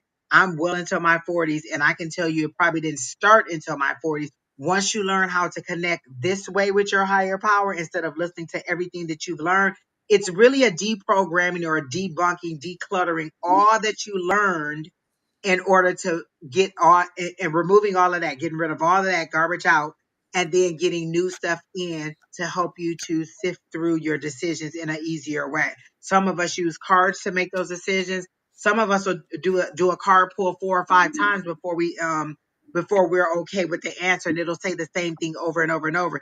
It's you getting comfortable with your guides and understanding they're for your highest and greatest good. You may not like every decision, but it's for your highest and greatest good. So you're always going to think about all the different ways, and you may overthink still, but it's again knowing when that connection is right and you being able to say, okay, this is the right choice, even though I have all these other ones. My higher power is telling me this is the route to take. Mhm. Absolutely. Exactly. Mhm. Someone said, did you have an NDE or through psychic or go beyond the veil? I did not have a near-death experience. I've been having visions since I was about 5 years old. And I clearly remember my one of my like imaginary friends like being an older gentleman. And I would assume that would be like what you would say was Jesus or the God or God source. Because I can remember having these arguments with this, this source or with this person and saying, well, you're like, because but mixing in religion, knowing like, oh, they're saying, God's thoughts are higher than yours, and I'm like, well, you're making me say this, or you're making me think this, or you're doing like I can remember having these battles with God as a child. So I've been having visions since I was 5. So no, I didn't have a near death experience. I've just always had visions and been able to see stuff that was coming to the future. Yeah, I've not had any either. I can't I yeah, I don't know. I mean, if I have, I didn't. I don't know. I know at one point my appendix burst and so forth when I was a kid, but that and they said I was close to that, but I don't think that was it. I think what happens is that I was blessed with family who never told me I couldn't. They didn't put braces on my brains. They didn't tell me you can't, you shouldn't, you wouldn't, whatever. They're like, just don't hurt anyone. Just go out and live your life, but just don't cause harm. That kind of thing. And that's and our family's from the country. Country folks, they come from a different kind of place, and so they knew that you did you, and you let everybody else alone, let them do themselves, and that kind of thing. And so in so doing, I was able to kind of be open and to be able to understand and to allow myself, when communications came through, to figure out maybe there is something here. And then when I started listening and allowed myself, gave in to the fact that yes, I can do this, it came through. And then I also am blessed that I had a mentor who every time I said I'm not a medium, she's like, yes, you are. I'm not a medium. I'm not good. And yes, you are. Stop saying that. She's like, stop saying, because that's the other thing is that we use vocabulary very loosely, but it's when we use it, it's strong. And so know that if you say you can't, you never will. But if you start saying it's possible, or I can, or I do, and I am, again, your word choices are important. You can bring in abundance, you can bring in success, you can bring in failure, you can bring in all these things based on you calling it in by the words that you use. And that's why when I wrote the first book, which is out there about that affirmations, I very clearly state over and over again about speak carefully, because when you use words, those words have power, and they're good and bad. And so make sure that you send out the right message, because you want the right gift coming back to you. And that's what happened is when she told me, she said, stop saying that. And I did stop saying that. And she said, now you are a medium. And sure enough, within a very short period of time, the confirmation came back, because again, I was open. And then of course I met a certain someone here who in the same class, and man, it's funny. Angie would be on one side of the class reading for somebody, and I would be on the other side of the class reading for somebody else. And every once in a while, I'd pick up the person she's reading for, and she'd pick up the person I'm reading for. Or we would have crossover spirits. And it was amazing that the connection was very strong when it came through, and the two of us were on that same wavelength. I think we were kind of coming through at the same time in that sense. Yeah. Crazy. And so I think I hitchhiked on Angie's abilities, because Angie's abilities are far better than mine, were and are still far better than mine. I have no problem saying that, because Angie can see spirit, she can talk to spirit, they can talk back to her, and so the good part is she helped me to piggyback on that, and for that energy, it taught me that I could. It gave me the confidence that I could. And so I am blessed that Angie helped to make that way a lot smoother. And our classes used to be so much fun. Oh my gosh. Me and Don used to have a good time. Like we literally were finishing each other's visions, thoughts, readings. Like we were just so in sync all the time. All the time. Yeah. And so it was interesting. Even when we did the dark room, because Tina would turn off all the lights and so forth, and we didn't even know where we were. It just didn't matter. The connection was there, which was great. And so again, it was more of a fact of letting go and being allowing yourself to suspend disbelief. The biggest phrase I can ever tell everybody, anybody, suspend disbelief. If you kick in disbelief, oh, I can't, I shouldn't, I wouldn't, I can't, it's not possible, it won't be.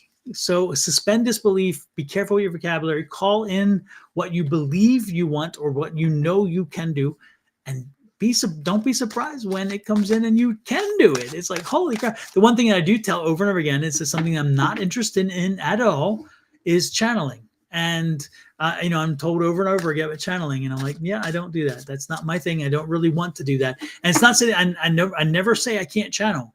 I just say it's not my thing and I don't want to do it. It's just never something. And the reason why that one specifically, for those of you guys who don't know what channeling is, mediumship is when you meet with when spirits, when you talk to the spirits on the other side, when you talk to the energies that are over there, or around you here, but again, they're not on this physical plane.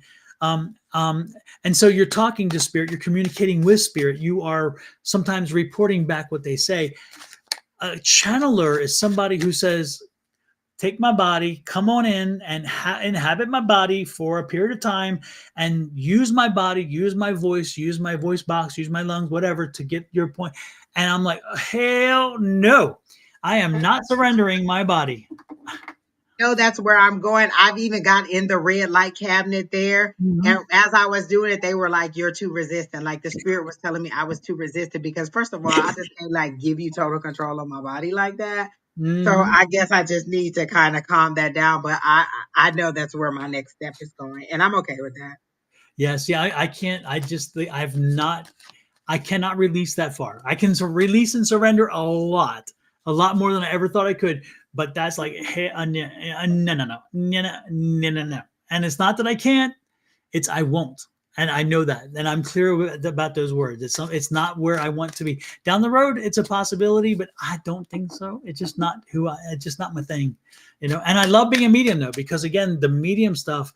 When you can, I don't know if you guys have seen it before, but Angie and I from time to time get a mediumship hit on here, and when we do, it's the messages are so powerful, and when you can help find that closure for somebody, give them that moment that they needed, that one last conversation.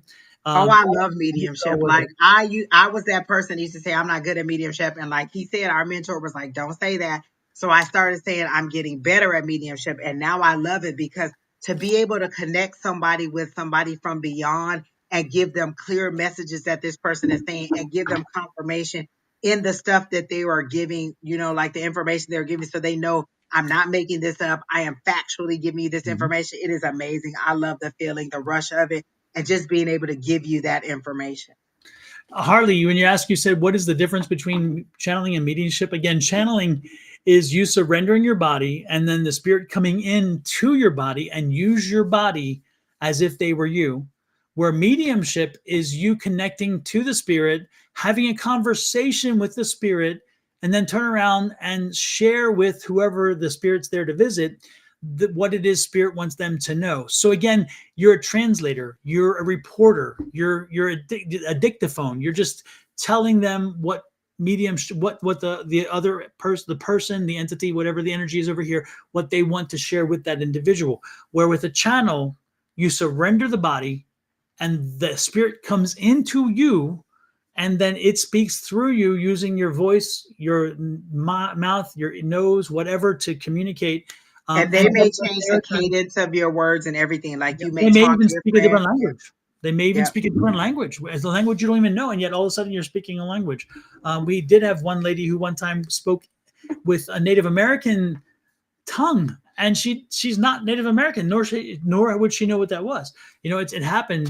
So again, that's the difference. Channeling is surrendering the body, letting energy come in, spirit come in, and use it. Where a medium is just the go between. It's like, tell And me. I felt the difference. Like when again I was in Tina's class, I felt the spirit sitting down on me. I could feel it like their arms melting into my arms. Like I could feel them actually sitting down on me. Yep. And Tina came over. She said, "Well, tell them that get up and go and sit over there. It's not mediumship time. It's psychic time." And I'm looking at her like she's on fire. Like what?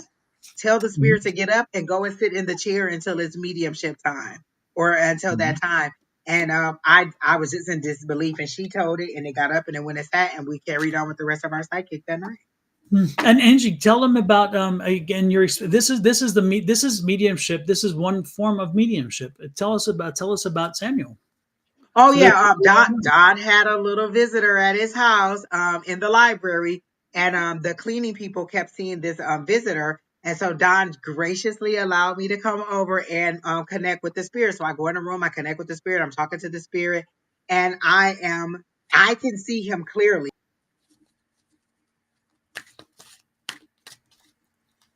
I can see what he used to people. He stood in the back in the shadow because you couldn't you didn't you were available when they needed you, but you weren't to be seen unless they needed you. So he was in the shadows. He was very quiet. He showed me where he sat around in Don's library. He showed me what Don did in his library. He talked to me. He even asked me, could he go with me? And I said no. And he came with me anyway, and I let him stay. But that is like talking to a spirit. He didn't absorb into me. He is just somebody that I talk to, and I can see, like as I can see Don here, I can see him like in his full servant uniform. He even made me make note of his shoes. Like he had to wear like dressier shoes, and so the shoes hurt his feet. So he showed me everything about him, and I was able to talk to him and communicate with him. And it's interesting because I, being a medium, at that point I was a stubborn medium, saying I'm not, and I could not speak to Samuel. And Samuel even told Angie that he didn't communicate with me, but he communicated with Angie when she asked him, and then so Angie was able to communicate with him, and I was able to ask her questions. And before the evening was over, I was picking up his answers. Then I was able to finally connect to him because again, the wall came down between us, which I thought was very cool. And he told Angie some things, and Angie told me some things that Angie would not have known herself. So you knew it was from him because he talked about the piece of furniture or the piece of thing on the wall that came through.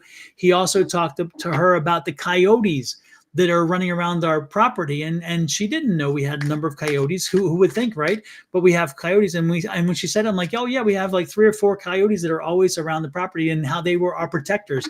They were there to protect us, and we didn't even see it that way because it wasn't in our way of thinking. It was crazy. So he told Angie where I sit in the room all the time, which was exactly true. I only sit in one chair, and that's the chair. And then eventually I said, Angie, have him show himself to me. And he tried, and I could not see him until at one point I turn around and I'm scanning the room and I'm getting frustrated thinking, I can't believe I can't see him. And I looked in the mirror. There's a bathroom off the library, and there's a large mirror there.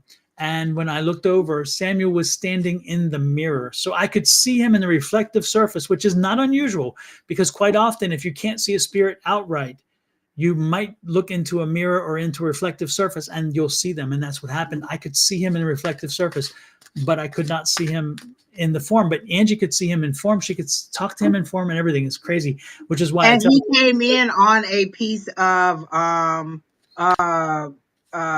what was it, a pipe cleaner? What was it? A pipe holder. A pipe holder that Don and them had bought, and he came in with that. Yep. He was attached to it. Yeah. So then when Angie left that night, he came on with me. We went with her. And so in the next morning when she's thinking she's not going to whatever that he's like, I flat out said, no, Samuel, you can't come. Cause he said, Miss Angie, can I go with you? And I said, no, you have to go back to where you came from. I'm going to disconnect with you. And so the next morning I'm getting dressed and I feel the energy on my left side. And I said, Samuel, you can stay, because he felt like my grandfather. And so I let him stay. And so he's still around regularly. Like if I call his name, he's there. He'll say, yes, Miss Angie. He always says Miss Angie. But again, he's like a grandfather spirit. It's like a big hug from your grandfather. And I never knew either of my grandfathers. They were both deceased before I was born. So it's a welcoming vibe. And he has the good thing is, the one thing I did feel about him, especially by the time the evening was over, I was able to feel his energy. And he had this very comforting, soothing energy. Yeah. And he's very humble. Absolutely. That he was, you would never be on edge around him, because that's just not his energy. His energy was just this very warm, comfortable. It's like a big feather chair, a big Yep. old overstuffed chair. When you sit down, you just feel like I'm home. This is comfort. That's what you feel. That's his feeling is that very comfortable feeling, where you could probably say anything you wanted and know that it wouldn't go anywhere because that's the kind of energy he has. It's wonderful. So yeah. Anyway, I just wanted to share that with you. Is the mediumship stuff is amazing, and it allows you. Well, Harley said, do you think that they know if you may get scared if they saw them?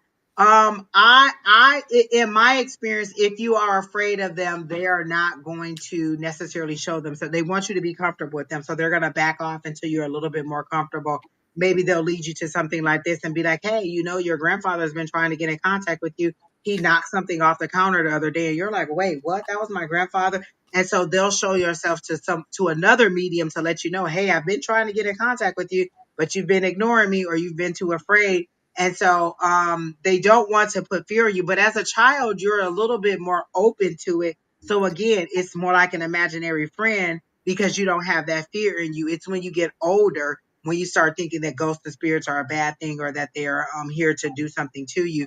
In my experience, all the ones that I've known were very friendly. And so I didn't have any problem with them not showing them to me. But I have explained to other people, like, oh, you remember you were in the kitchen the other day, you heard something on the floor. That was your mom letting you know that she was around. Or she shows me her walking through your house, but she's trying to get your attention and you're not paying attention. So now that you're aware, they're going to make themselves more known to you. They're not just going to show up and then as soon as you open the door, they're just standing at the door like, hey, I've been waiting on you to open the door. They're going to slowly, gradually open up to you. And that's, I think, Artie, I think that's what Angie's saying is answering your question right there, is that they'll slowly get you ready for it to the point where when Right. it's time and you are ready, they will show themselves and you won't be surprised. You won't be shocked. You won't be frightened. Right. It's Or just, maybe you don't have that ability. Not everybody can see things visually. Only yeah, some people can only feel and hear. So maybe you can feel like, I know what a hug from my grandmother feels like, or I know what a comforting emotion from my grandmother feels like. So maybe you'll get that comforting emotion, or maybe you'll hear a song, or maybe you'll crave that food. There's something that'll let you know that it's that person. So they don't always have to visually come to you. They don't mhm, always have to speak to you. It could be a series of movies. It could be a series of dreams. There's different ways that they communicate with you based on the abilities that you've had or that you've learned to develop and understand. So if yeah. I don't understand how to use my emotions, then they can't give me that feeling of love and joy. But if I know how to see, they can show me what love looks like. They can show me embracing Brandon and saying, that's what I'm trying to convey to you, versus giving me that feeling of love when I hug my child. And if you're strong, and it also goes back to your strong suit, if you're a medium whose strength is knowing instead of seeing, then they'll come to that because you're already there. They don't need to. They don't need. Why would they try to go to connect in a way that would be difficult and therefore frustrate them and you both?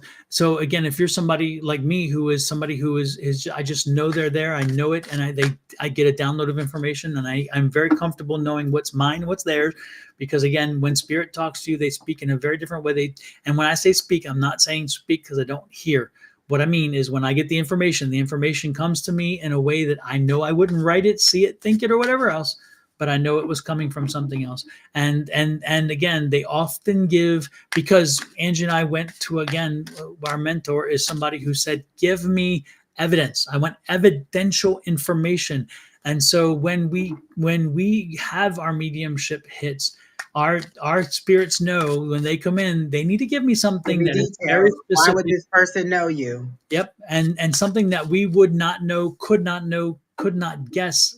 And therefore, in so doing, it gives you confidence and comfort knowing that we truly are connected to them. And But therefore, sometimes you have to figure it out. Like one time I kept saying, why does this person keep showing me sweet potatoes? And they were like, oh, I like sweet potato pie. So sometimes they give me clues, but I still have to confirm with you what they're trying to show me. Or why is this person showing me a boat? Oh, I used to love to go out fishing with my grandfather all the time. Oh, why is this person showing me like you sitting in a rocking chair? oh, we used to sit in a rocking chair and do patty cake all the time. So they'll show me things, but I still have to confirm with you that this is what they're showing me. Mhm. Someone said, what is tarot cards to do with psychic? Some people just need a visual clue. Like my guides will show me, like, this is the Two of Cups. Some people need the visual clue, so we just use them. But my guides show me the card, and sometimes it gets the energy flowing. Sometimes you'll see us just doing this, it'll get the energy flowing.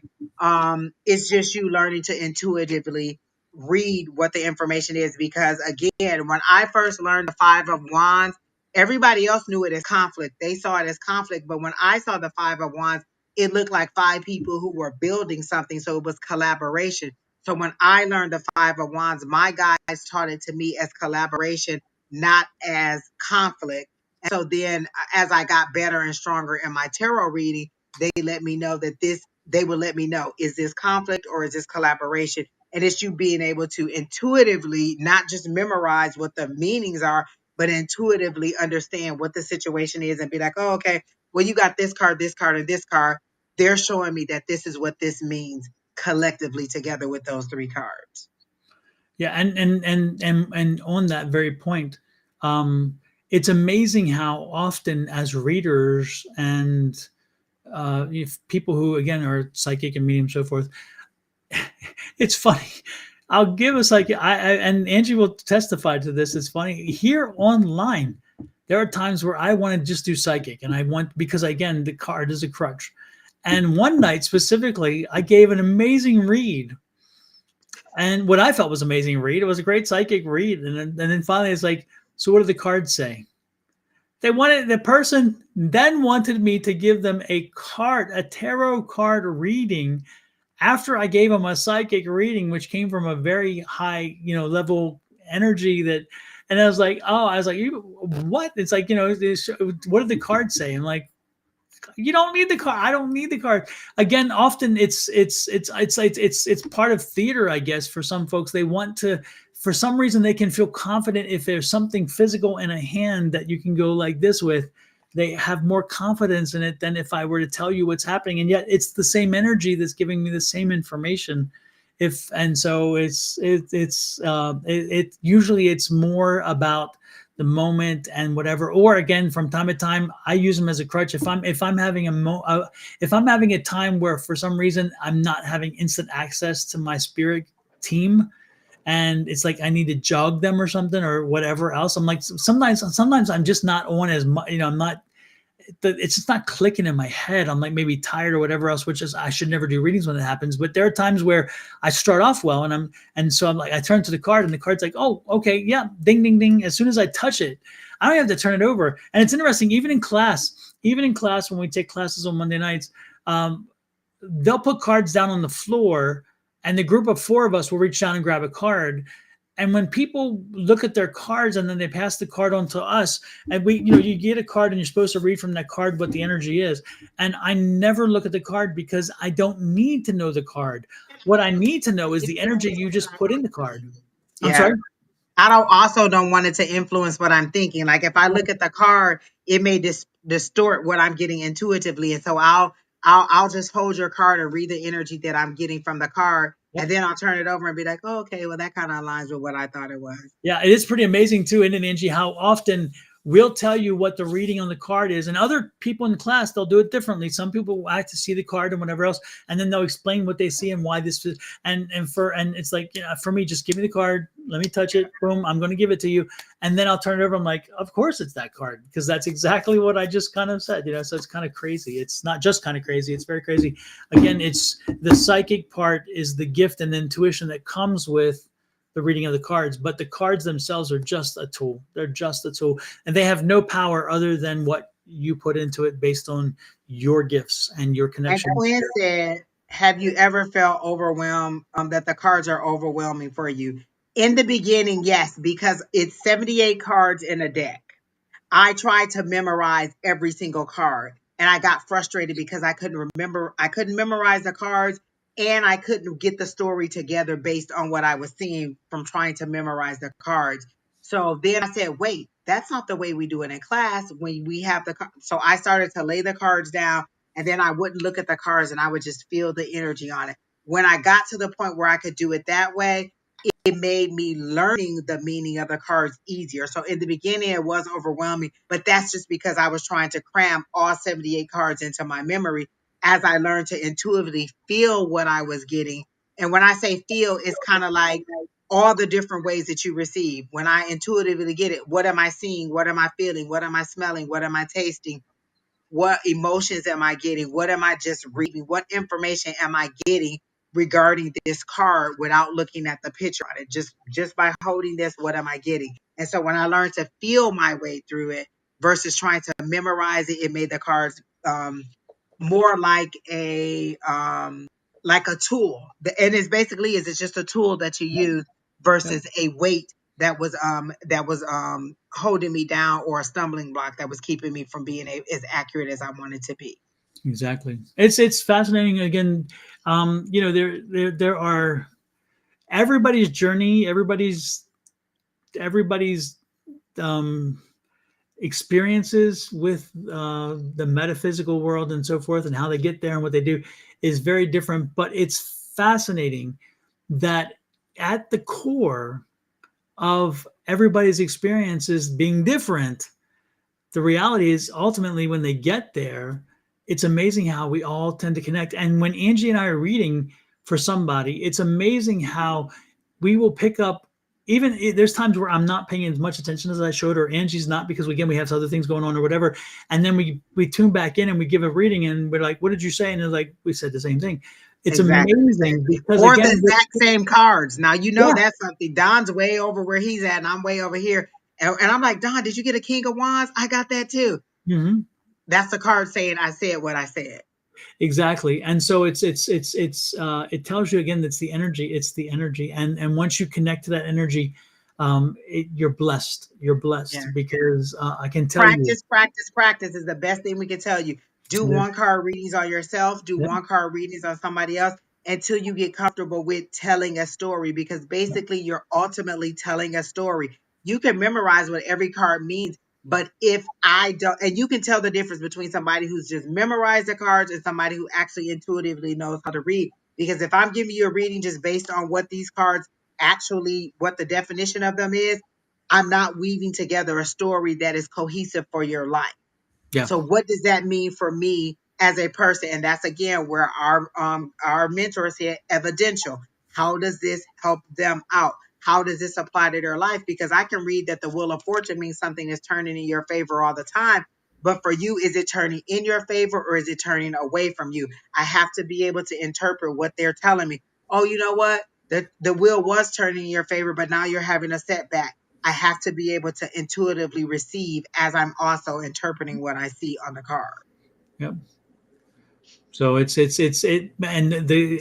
the other one thing to remember is everybody has the gift. If you open your mind, your heart, your soul, if you open yourself up to it and you learn how to pick up the cues, because you open your mind to hear, you open your mind to sense, to see, to feel, to smell, whichever your gift is, it happens. And when it starts happening, you're like, holy crap. There. And it's funny because, we were in class the other day, and a gentleman who read for me a few weeks ago and picked up my aunt and my experience at my aunt's house. You guys heard about this probably already, if you were following back then a few weeks ago. But my aunt, he picked up all this information about my summertime in West Virginia at my aunt's house.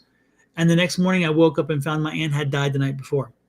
And so the guy had picked up all, and he was telling me, he's like, none of this makes sense to me. And he says, you probably think I'm crazy. And I'm like, I don't think you're crazy, because the first thing I do is, in our space, in our classes, we no judgment. It's like, tell us what it is. And more importantly, the things that he was picking up, and I kept reminding him, you're not reading for yourself, you're reading for me. So just tell me what you get, but don't try to say, how does this not make sense to me in my world? Because it's not your world, you're reading for me. And everything he was saying was connecting to me. And then he's like, I don't know why this doesn't make sense to me, whatever. And when we're done, I said, now let's work through this. And I helped him to see how the things that he was talking did connect to me. And then I helped him to put those into his vocabulary now. So he has those as part of his spiritual vocabulary when he's now reading in the future. But the cool part is that when you get the messages, they're not always going to make sense, but you work through them. And in that experience, when he was doubting and he was curious, at least he was still spitting it out. And he's saying, this is what I'm getting. This is what I'm getting. This is what I'm getting. And the next day, so I called him the next evening when I found out my aunt had died. And I said, you won't believe this. I called our mentor. She gave me the information and I called him direct. And he was just like overwhelmed, because here he had done all this when he was thinking he was losing his mind, or he's like, where is this coming from? He questioned, but he went ahead with it. And guess what he doesn't do now? He's now, a few weeks later, because he was relatively new to our class, a few weeks later, he doesn't question anymore. Now he just surrenders and says, I'm being told this. I'm being told this. I'm being told this. And then he's like, he puts it out there, and he's learned. So what a great way to do. So again, you have it in you, as long as you open yourself up to it. And if it's something you want to do, and there's a lot of folks who don't want to do that. And I can tell you, it's funny when you first hear the first voice, it will surprise you. As much as you tell them, I want to hear you speak to me. I want to hear you, Spirit. I want to hear you speak to me. When they first speak to you, yeah, you may need to change your diaper. You may, because it may shock you enough or whatever. I remember, Angie, I was at the gas station, and so I had to call. As soon as it happened, I'm like, I had to call Angie. Angie was the first person. I'm like, Angie, you won't believe this. There was nobody in the gas station, and Spirit talked to me, and I'm like, who? What? Huh? Exactly. And it's like, oh, okay. There was nobody anywhere around. So it could not, and nobody who knew me, because the Spirit called me by my name and said something specific. And I was like, oh my. And it still amazes me to this day. Like, I'll be at my second job, which is a factory, and it's really, really loud. And I'll hear Angie, and I'll just look around, and nobody's called my name. By the third time, I'm like, wait. Oh, okay. That's my guides trying to connect with me. Exactly. Because I've been blocking them out, or I've been tuning them out. And so I'll just hear my name audibly and I'll be like, did you just call my name? And they're like, did you just hear somebody call my name? And they're like, no. And I'm like, oh, okay. So by the third time, I'm like, oh, that's Spirit.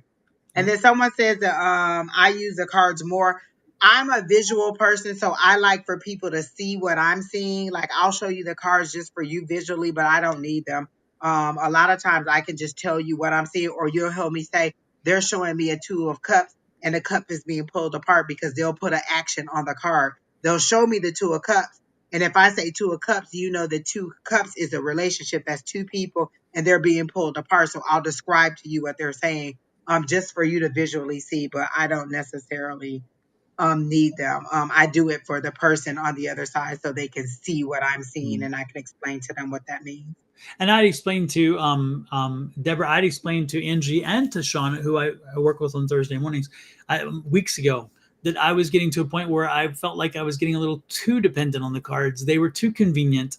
And so I told him I was going to do a concerted effort to get back to the one thing that I do well, in my opinion, and that is the connection to the psychic spirits. And so therefore it's a concerted effort that I'm glad you noticed it, but again, and it's because it was a concerted effort for me to say, tonight's going to be a psychic night. I don't want to do cards, and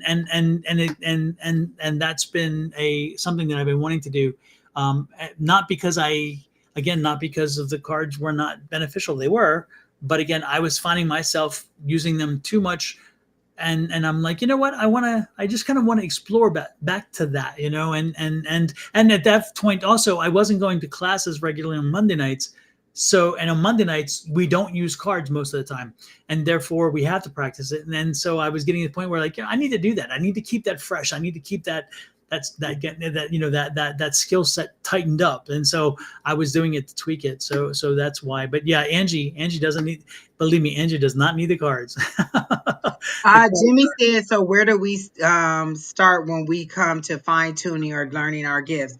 The one thing we always tell you to do is to find a group, to find a tribe of people who are in sync with what you're doing. So that's our Monday night class. That's how we met. And so then Don, my sister, and another lady named Tanisha, we came together and we created this online, Just Spiritually Speaking. And on Tuesday nights, we do Zoom classes. They're free $3.99. They don't cost anything. Exactly. It's from 6 to 8 Mountain Standard Time. It's a private Zoom link. It doesn't go like it's not live. It's not broadcast anywhere. It's not recorded.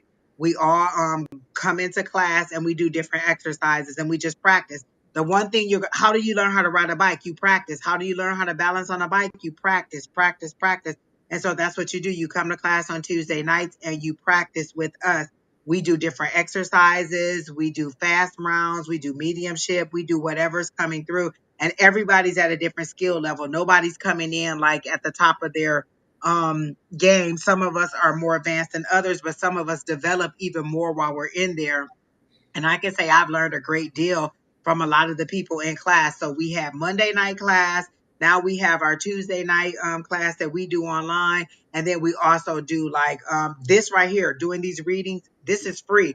This is off the cuff. I don't know anything about any of the people that I'm reading. Whatever I'm getting, I'm just telling you and receiving. So I prefer to do somebody new versus somebody who I have a big history with, because I'm fighting the information that I receive. Am I telling them this because I know this person and this is my judgment? Or am I telling them this because this is what Spirit is telling me? But when you're in the chat, I don't know anything about you. So I'm describing what I'm receiving for you. And so everything I'm receiving is just what they're telling me. I don't know anything. I don't know enough about you to judge you or to make up anything. I'm telling you exactly what they're showing it to me. And we're interpreting it. The more you do it, the more you do it, the more you'll get better at it. So to fine tune it, to expand, to learn, you got to do it. Do a 1 card pull on yourself. We have smaller groups where we talk to each other and we'll do pulls on each other during the week. Or we have another chat where we're just asking questions about dreams or cards or visions or feelings or whatever we got. It's having a community of people that you can ask questions, that you can practice with, that you could present with. Just having that community is the first thing we always tell you. Mm-hmm. And one other thing you can do, well, there's many things you can do, but one of the things you can do is make sure that you establish a relationship, an open relationship with your spirit guides. In other words, what I'm saying is that have a conversation like I'm talking to you right now, or like I'm talking to Angie right now, or however we talk. Have that same conversation with your spirit guides, even if you don't know them, even if you've never met them, even if you don't even whatever. Start talking to them and maybe just say, hey, you know what? How can we communicate? What way is it best to communicate? You know, how whatever, and then be open to feeling, to sensing, to smelling, to seeing, to hearing, because again, you don't know which is your strength until you learn it, and you don't know how it's going to come to you. But open to however the communication flows. And as you keep reminding your spirit guides, I'm open, you know, give me a sign, let me know something to help me start down that road. Eventually something's going to happen, and the sign's going to be there, or you're going to hear something, you're going to see something, whatever. So start a relationship, start an open relationship with your spirit guides. Start to communicate with them and speak to them like you're speaking to me. And then don't be surprised if they find a way to communicate back to you. And again, it may not be a voice, it may not be a sight. It could be a touch, a scent, a smell. It could be a number of things. It could be a moving object, those kind of things. Things that again, you would, if it's a knowledge, if it's a knowing, it's something that you know all of a sudden you didn't know, that is brought to you in a way that you would not have thought about it that way. Those kind of things, that's a knowing. And that's how most of my information comes that way. And there are times where I will see a spirit, especially when I was blessed to see, you know, certain spirits when I'm reading for somebody in a mediumship situation. But that's how I would suggest it, is open up that connection with your spirit guides and start talking to them and communicating with them, because they're who's going to help you a lot when it comes to this gift, because they will help to bring in, especially mediumship wise, they'll help bring in other spirits to help you read for them as well. And she said, why is it that when you ask them to talk to you, then to speak to you, then you don't?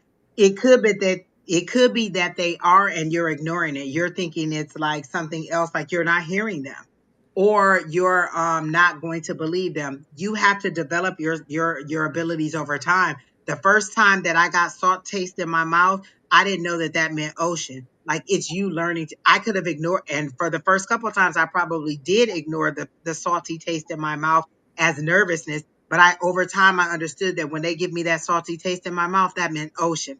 Ocean meant water. Water meant emotions. But I had to develop it over time to understand that that's what they meant. It's not like you're going to come to class one day and then tomorrow you're going to be able to interpret everything. I'm still interpreting things that I'm receiving.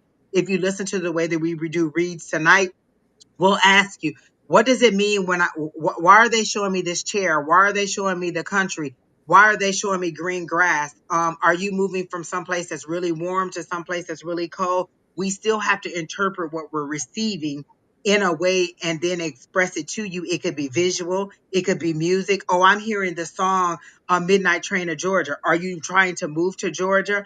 Are you doing something at night? I had to understand that when they show me something and it's nighttime, either you're doing it at night, you're doing it under shame, or you're doing it where you don't want anybody to know. But I have to confirm with you. I say, is this something that you're ashamed of and you don't want anybody to know? Is this something that you just don't want people to know because you're doing something in business and you don't want? But I have to understand what nighttime means for you personally, not just in generally. It's Mountain Standard Time. So It's 9 right now it's p.m. 9:29 in Arizona. So 3.5 hours ago would have been the time. 6 p.m. was 3 hours ago. So whatever 3.5 hours ago for you, that's what time class starts. Yeah, it would be 9 East Coast, 9 Yeah, p.m. East Coast time. 9 p.m. East Coast. Yeah, And 6 and this is p.m. the email address down here.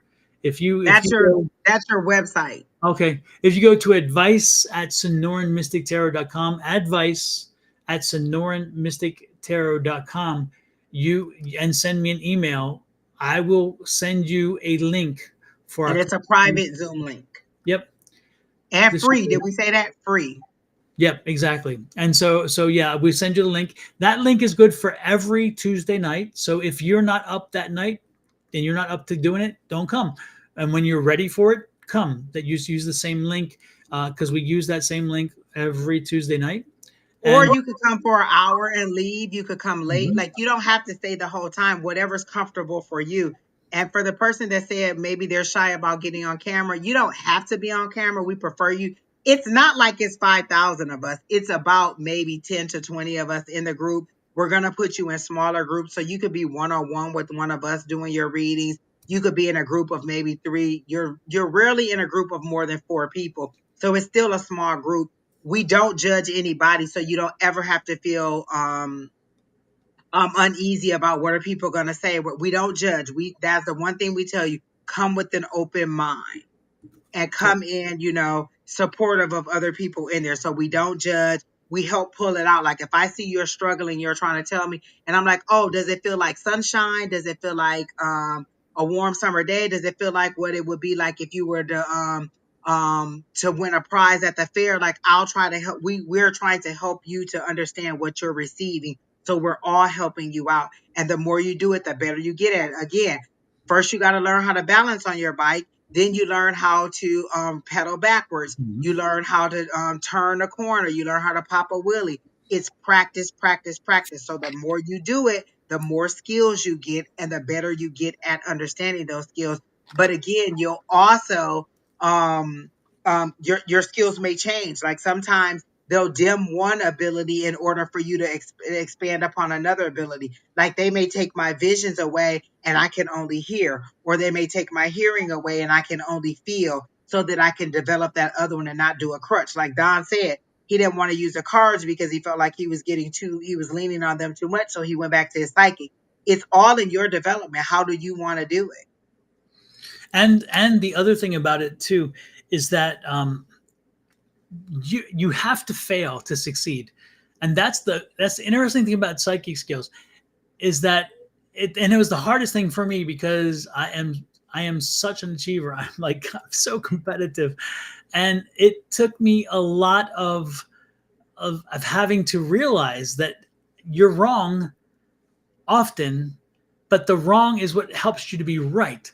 And what I mean by that is, so all of a sudden you get a sign and you're like, okay, I'm getting this sign, and maybe the sign is a horse, and I'm thinking, okay, for me, when I see a horse, I see movement, I see pushing forward, I see you running or whatever. And so I suggest, I'm seeing a horse and when I see that, this is what I get. Does that resonate with you? No, it doesn't resonate with me. So when you see a horse, what is it that you're thinking? And you're like, well, when I see a horse, I think this and this. And that would make sense because right now this is happening in my life. And I'm like, good. So then the next time I'm having a reading with somebody and I see a horse, I'm going to run by what I think first. And then I run by what this other person had said. And if somebody confirms that what he said is also what this person feels about the horse, then bingo. And now I know that when I see a horse, this is what Spirit's telling me. But because, again, I was wrong as much as I'm right as I build my signs, again, being wrong helps you to learn what is right. So there's no fear of failure because failure builds success. There's no fear of being wrong because, again, being wrong helps you be right.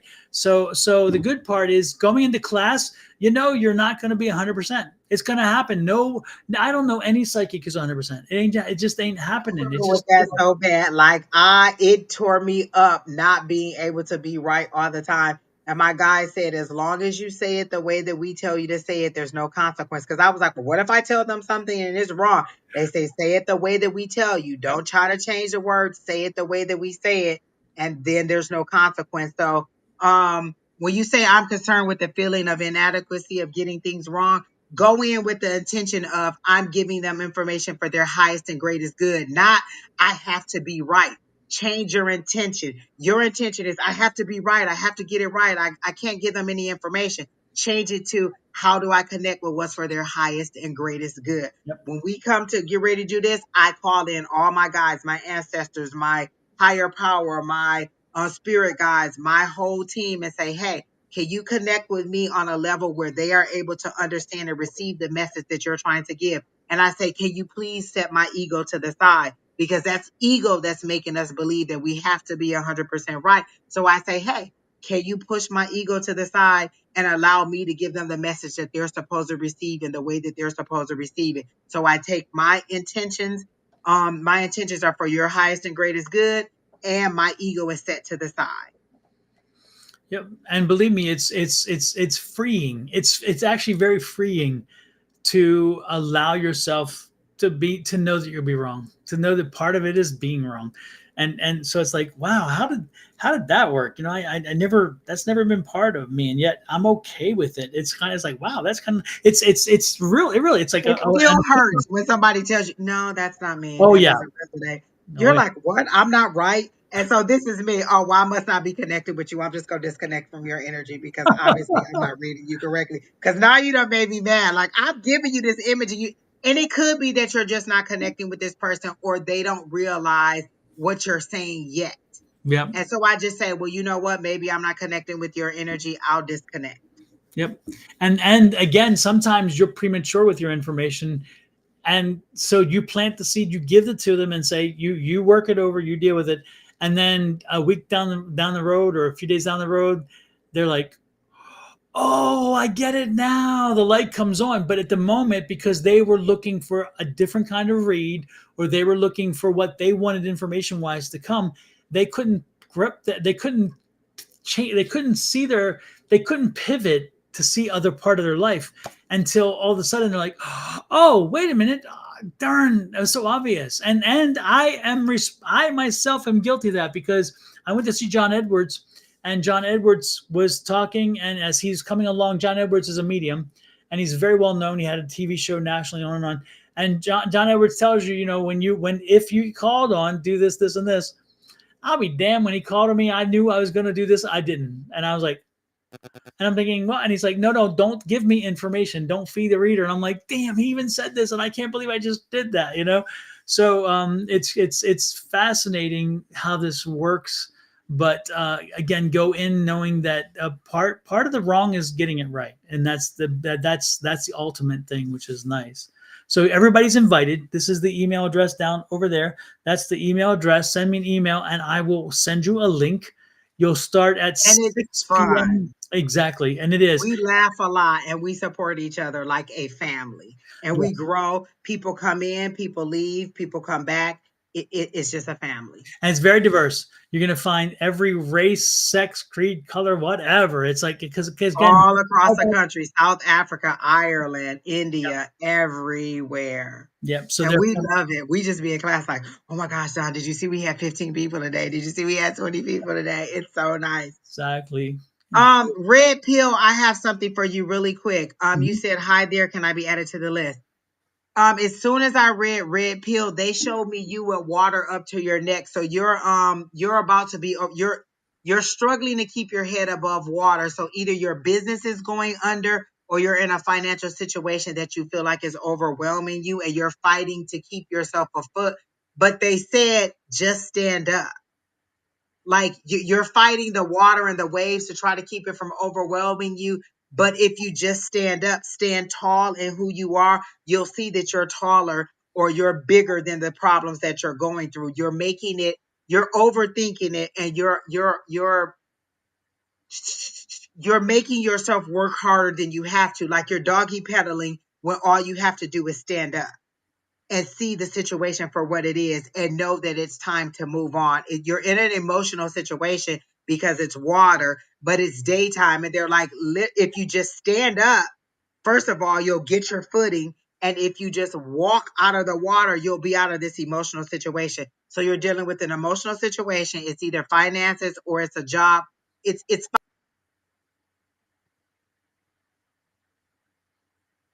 finances, but it's either your business that's going under or you just have to stand up and see the reality of it. Does that mean I have to cut back on something? Does that mean I have to reorganize something? You're not being overwhelmed. You're just seeing worst case scenario and they want you to get out of that and realize you have more power over the situation than you think that you do. So is that about right, Red Pill? Are you still here? He said, yeah, it resonates. It's everything just becomes really difficult and overwhelming.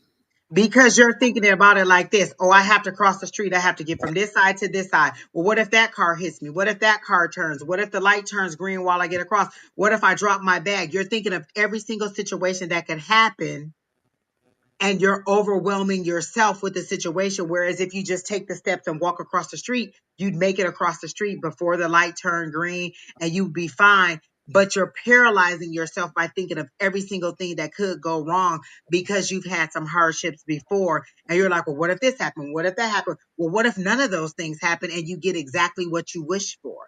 What if you set your intentions because it's the 1010 portal tomorrow and you say, you know what? I want to get a new job by the end of the month. I want to have an interview. I want to make $25,000 more. I want to get more business. I want to develop this product. I want this. What if you make a list of those things for the 1010 portal, set your intentions, and then by the end of the month, you actually achieve those things because you're dwelling on the things that you want versus the things that you don't want. Because they're showing me the Five of Cups. Instead of the Five of Cups being up, it's to the side because you're making yourself dwell on what you don't have. With the Five of Cups, you're dwelling on your loss. I had 5 cups. I've lost 3 of them and I have 2 left. I'm not dwelling on my 2 cups that I have left. I'm dwelling on the 5 that I've taken away. And they're saying if you just change your perspective, then you'll see the 2 cups that you have left that are behind you. You'll see the opportunities that are still there versus what you've lost. Yeah, you lost those things, but in the long run, you'll see that it was necessary for you to learn and to grow. It's kind of like physical therapy. I broke my leg and it's painful for me to go through these exercises, but these exercises are making me stronger so that my leg can get better so that I can resume normal life. So stop dwelling on the pain of what you're going through and see the benefit of where you're going or what you still have. And so that's what they're saying. Stand up and realize the power you still have over the situation versus overwhelming yourself with the tragedy of what could happen. Because one of the things Joyce Myers is saying is that worry is just you putting a down payment on something that that may never happen. You're stealing your today by thinking about how bad tomorrow could be. You can't even enjoy today because you're thinking about how bad tomorrow is, or you're putting a down payment on a calamity that's probably never going to happen unless you keep bringing it into your atmosphere. Like they say, whatever you think about, that's what you're going to bring into your atmosphere. So do you want good things or do you want bad things?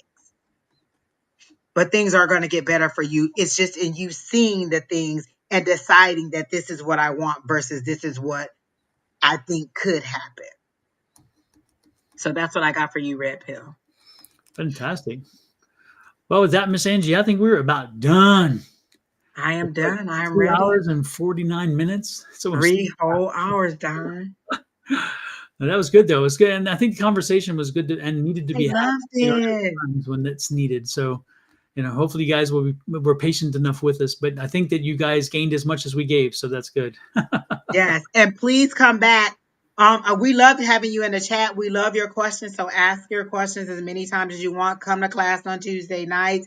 Come back and let us know what we said, whether it was right or not. Somebody I told on the 15th. So please come back and let us know if you got that interview. And Jimmy, whatever it is that you didn't confirm for me whether it was 2 different opportunities, whether it was a product or service that you were developing, or whether it was just a new job opportunity. But I see 2 different avenues for you. So come back and let me know how that turned out.